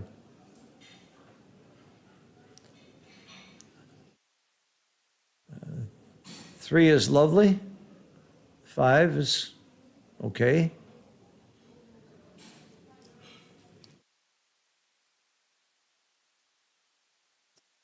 He's not afraid of that lone checker back there with the blot and the inner board and everything stripped.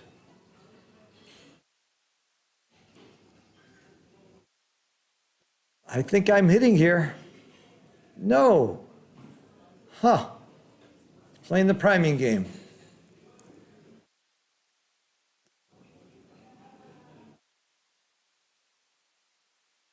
Sure looks like it was a good not to double. I'm sure Mick is glad he didn't give the cube. He's afraid of leaving too many blots out there if he starts getting hit loose, but I don't think it's likely to happen. I like this play a lot. Wow, what do you do here? What do you do? That? Just a 4 is big here. Didn't get it. He needed that 4.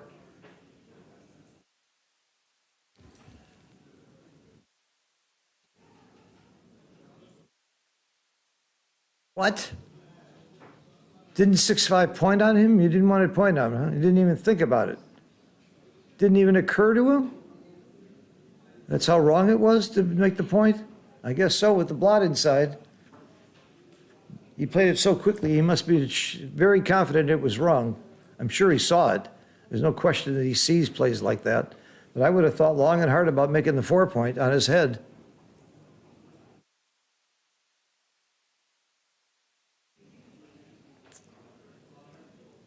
It was that wrong not to even think about it. Wow.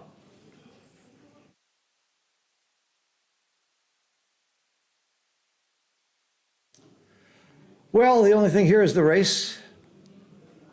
He's doubling, very aggressive at the score to be giving the cube. If you take it, it's an automatic redouble to 4, which doesn't win you the match. So his take point isn't that low. It's actually probably 23 or 24%. Does he have 23 or 24% here? If he takes, he redoubles. I think it's a take and a redouble. Again, this is one of those cubes that surprised me a little bit. This looks a little early to me. This is very, very aggressive. And Jorgen didn't think a long time about it. I wonder if they're under cube pressure. I wish we had clocks where we could see the time.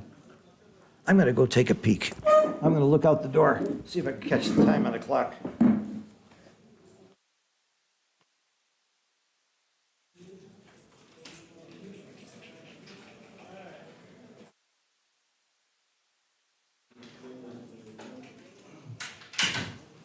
I couldn't see it. The clock's facing the other way, and I didn't want to go up to the table to disturb him or call attention to it. That wouldn't be nice or fair, because maybe somebody was in time pressure and I'm calling attention to it. So you don't want to ever do that.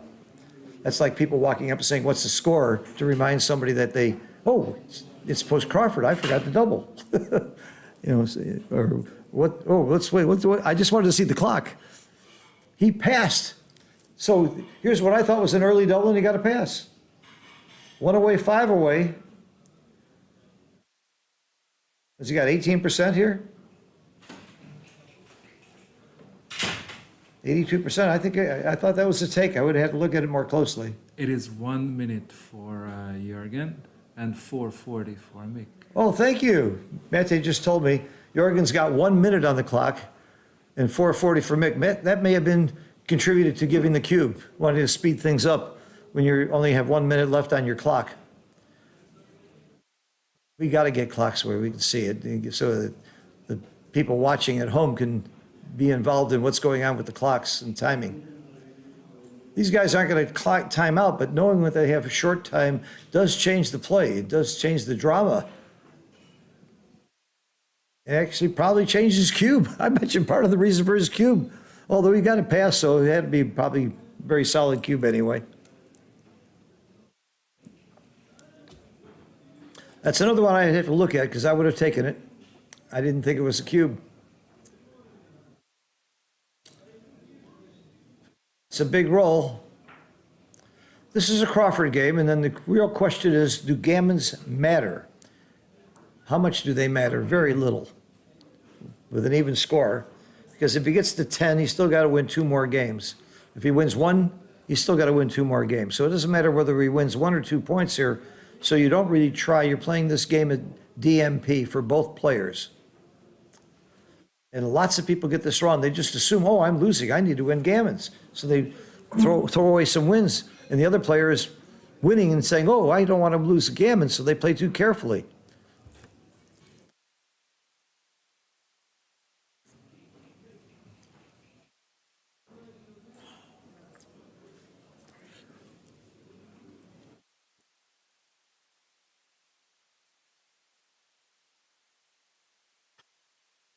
And we should have something that says it's Crawford, so people know it's Crawford.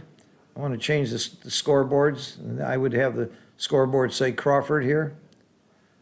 And for those who aren't real familiar with the terminology, that means that for one game, nobody can double. After this game, if Michael wins the game, of course he's going to double on the first roll every time. But for this time, he's not allowed to give the cube. That was a very, very big roll for Michael, making that solid, solid 5 prime that gives him a big edge in this game.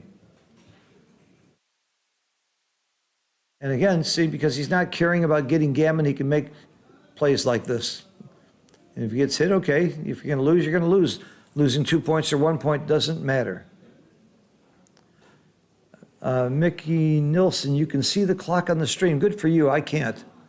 So I'm glad you can see it. It could just be my eyes or my lighting here or whatever. But I'm glad you can see the clock. He's not going to time out. Although everybody has. Mochi mentioned it last night. He timed out. Matt Cohn-Geyer timed out in the finals of the dual in San Antonio against Kiko, and he was winning. Even I timed out once. No way. I timed out. I was playing doubles and got a little aggravated with my partner, and I leaned over so he couldn't see the clock so we could time out. So the time I timed out, I did it on purpose. Oh, big roll. We got prime versus prime. And I don't know who's got better timing here. This is tough. He doesn't want to roll big numbers, I can tell you that. This just helped Jorgen quite a bit to see a 6-5. I would have left the shot. I would have left it. I would want to get hit if he rolled a 6. And I'm coming out with the 6. And see, I would rather have been hit here for timing. So I didn't agree with that play. But there's nothing harder than prime versus prime checker plays. I would have left the blot. Because getting hit would be a good thing. You don't care about gammons, it helps your timing.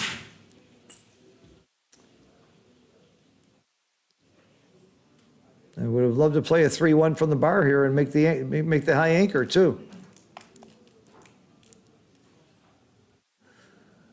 What's he thinking? I'm too much difference in the 2 3s. That's big. I really like Jorgen's position here.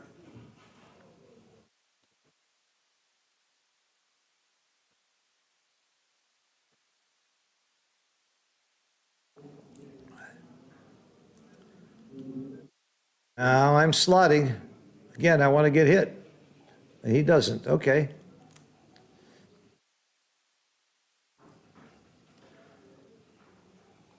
That's so tough. I'm not sure I wouldn't have been better off getting hit there, but maybe not.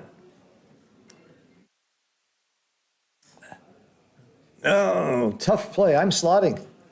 I'm playing every one of these too big, I guess. I would have slotted my 3-point. Playing every one too big, and I would have been hit. I would have been hit on 3 occasions where they weren't hit. Am I right or are they right? Who I would bet on. These are so tough, these prime versus prime plays. That's a big hit. He would love to dance or come in with a 6. Dancing is probably best. Oh, this is not good. Keeping his structure. He'd rather get hit than give up his 5 prime. He got his wish.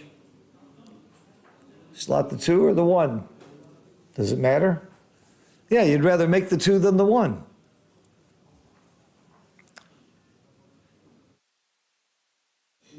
Oh, now what do? I come in on the 3 and hit. I play Pasco gammon. Still hoping for some cracking numbers like double 5s. That's a little too optimistic for me. I would have come in and hit. Played the whole wambuzo. I think I just came up with a new term, the wambuzo. That's nice, maybe. Just didn't see how Jorgen was going to win this game going forward. He needs sixes right now to make it happen. Just duplicated his six.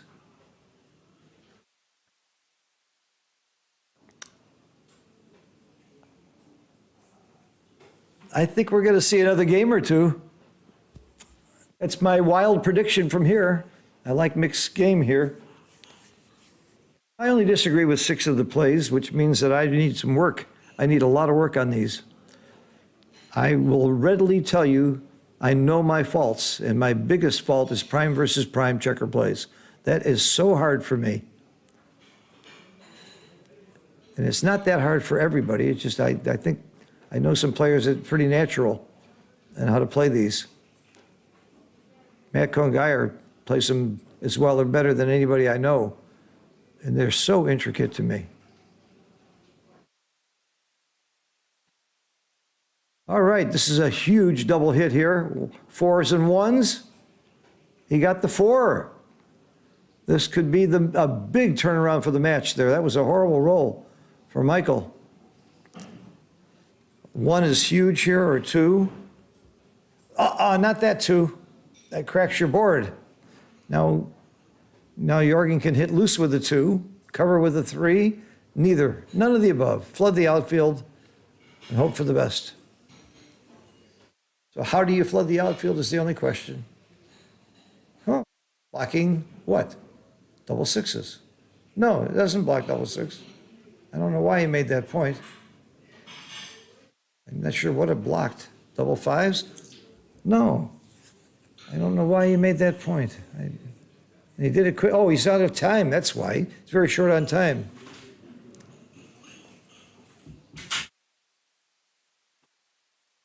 Very short on time is why. They're both running down on time. This is getting very exciting, especially when the time is low. You're getting into speed gammon. Last couple of weeks, I've been playing with David Wells and I were in New York together, and before that in Jamaica, we were playing super speed gammon. 30 seconds on the clock, 7-second delay, 5-point match. That's really great practice for situations like this. It's taking a long time on this play.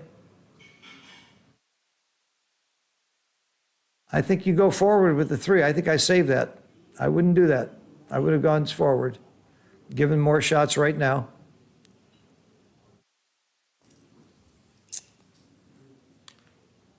I guess you make the outside point here.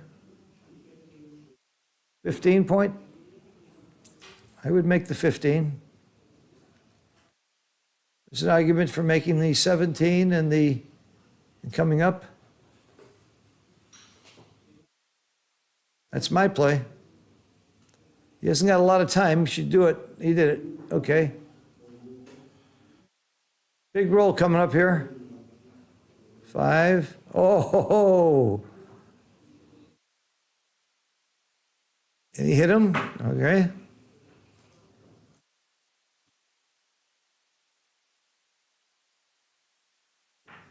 Actually, I'm not sure that Jorgen minds this at all. He loves getting hit and loves having the other shot. That's actually a very, very good roll for Jorgen. All right, he hits the second checker. Now he's a huge favorite to win the match. Big, big favorite.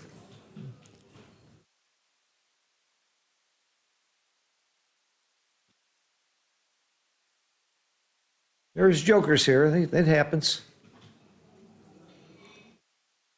Starts with a 6-5 or something like that. 6-3. I feel a little bit helpless now if I'm Michael. Had some really bad luck in a couple of these games.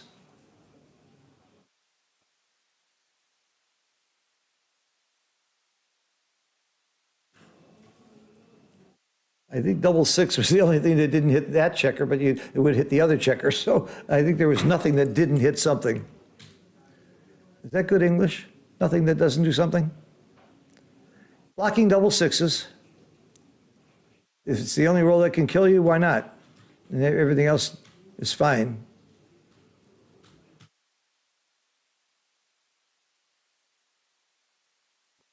Your goal here isn't necessarily to make your 7-point. You'd like them to get out with 1-6 and then pound them and close them out. Ooh, you do split there, huh? Interesting. I might have stayed and waited for the joker. Huh. That's an interesting, he did it quickly, I'm sure it was right. I would not have, I'm not sure I would have done that. God, I learned so much from these guys.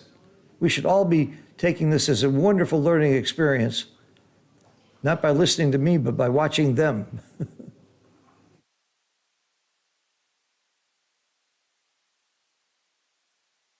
Okay, going for the closeout, going for the kill.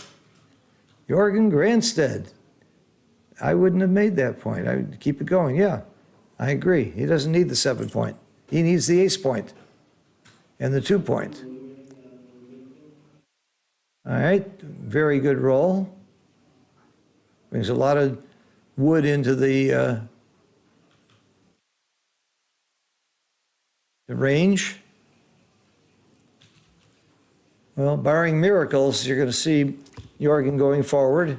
But Mick is not out of it because it's his first loss, and he can still win the tournament. And he does get into an advanced position in the fighters bracket. I'm talking like it's over because it is pretty much over. I can't wait to see the transcription of this match, put it in Extreme Gammon, and look at all the places where I disagreed. And most of the cube action I did agree with, or it was close. But there were some plays that really threw me. You clear the 6 point or play it 2 off? You take this play, okay. Clearing the 6 point would have left a bad number. Maybe it was 6-5, by the way. I think that was. Now he's going to just clear from the rear, let him come in, and the match is over. Clear from the rear. There you go. Nothing leaves a shot. He rolls a 5 or a 6, and you can shake hands.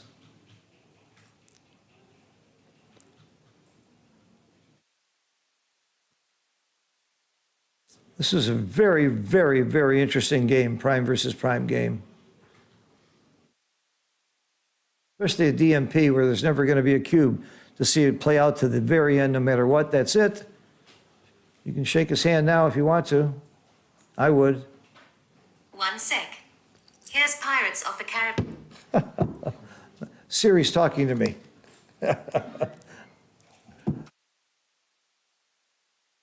We go out and congratulate Jorgen and congratulate Mick too on a very good match.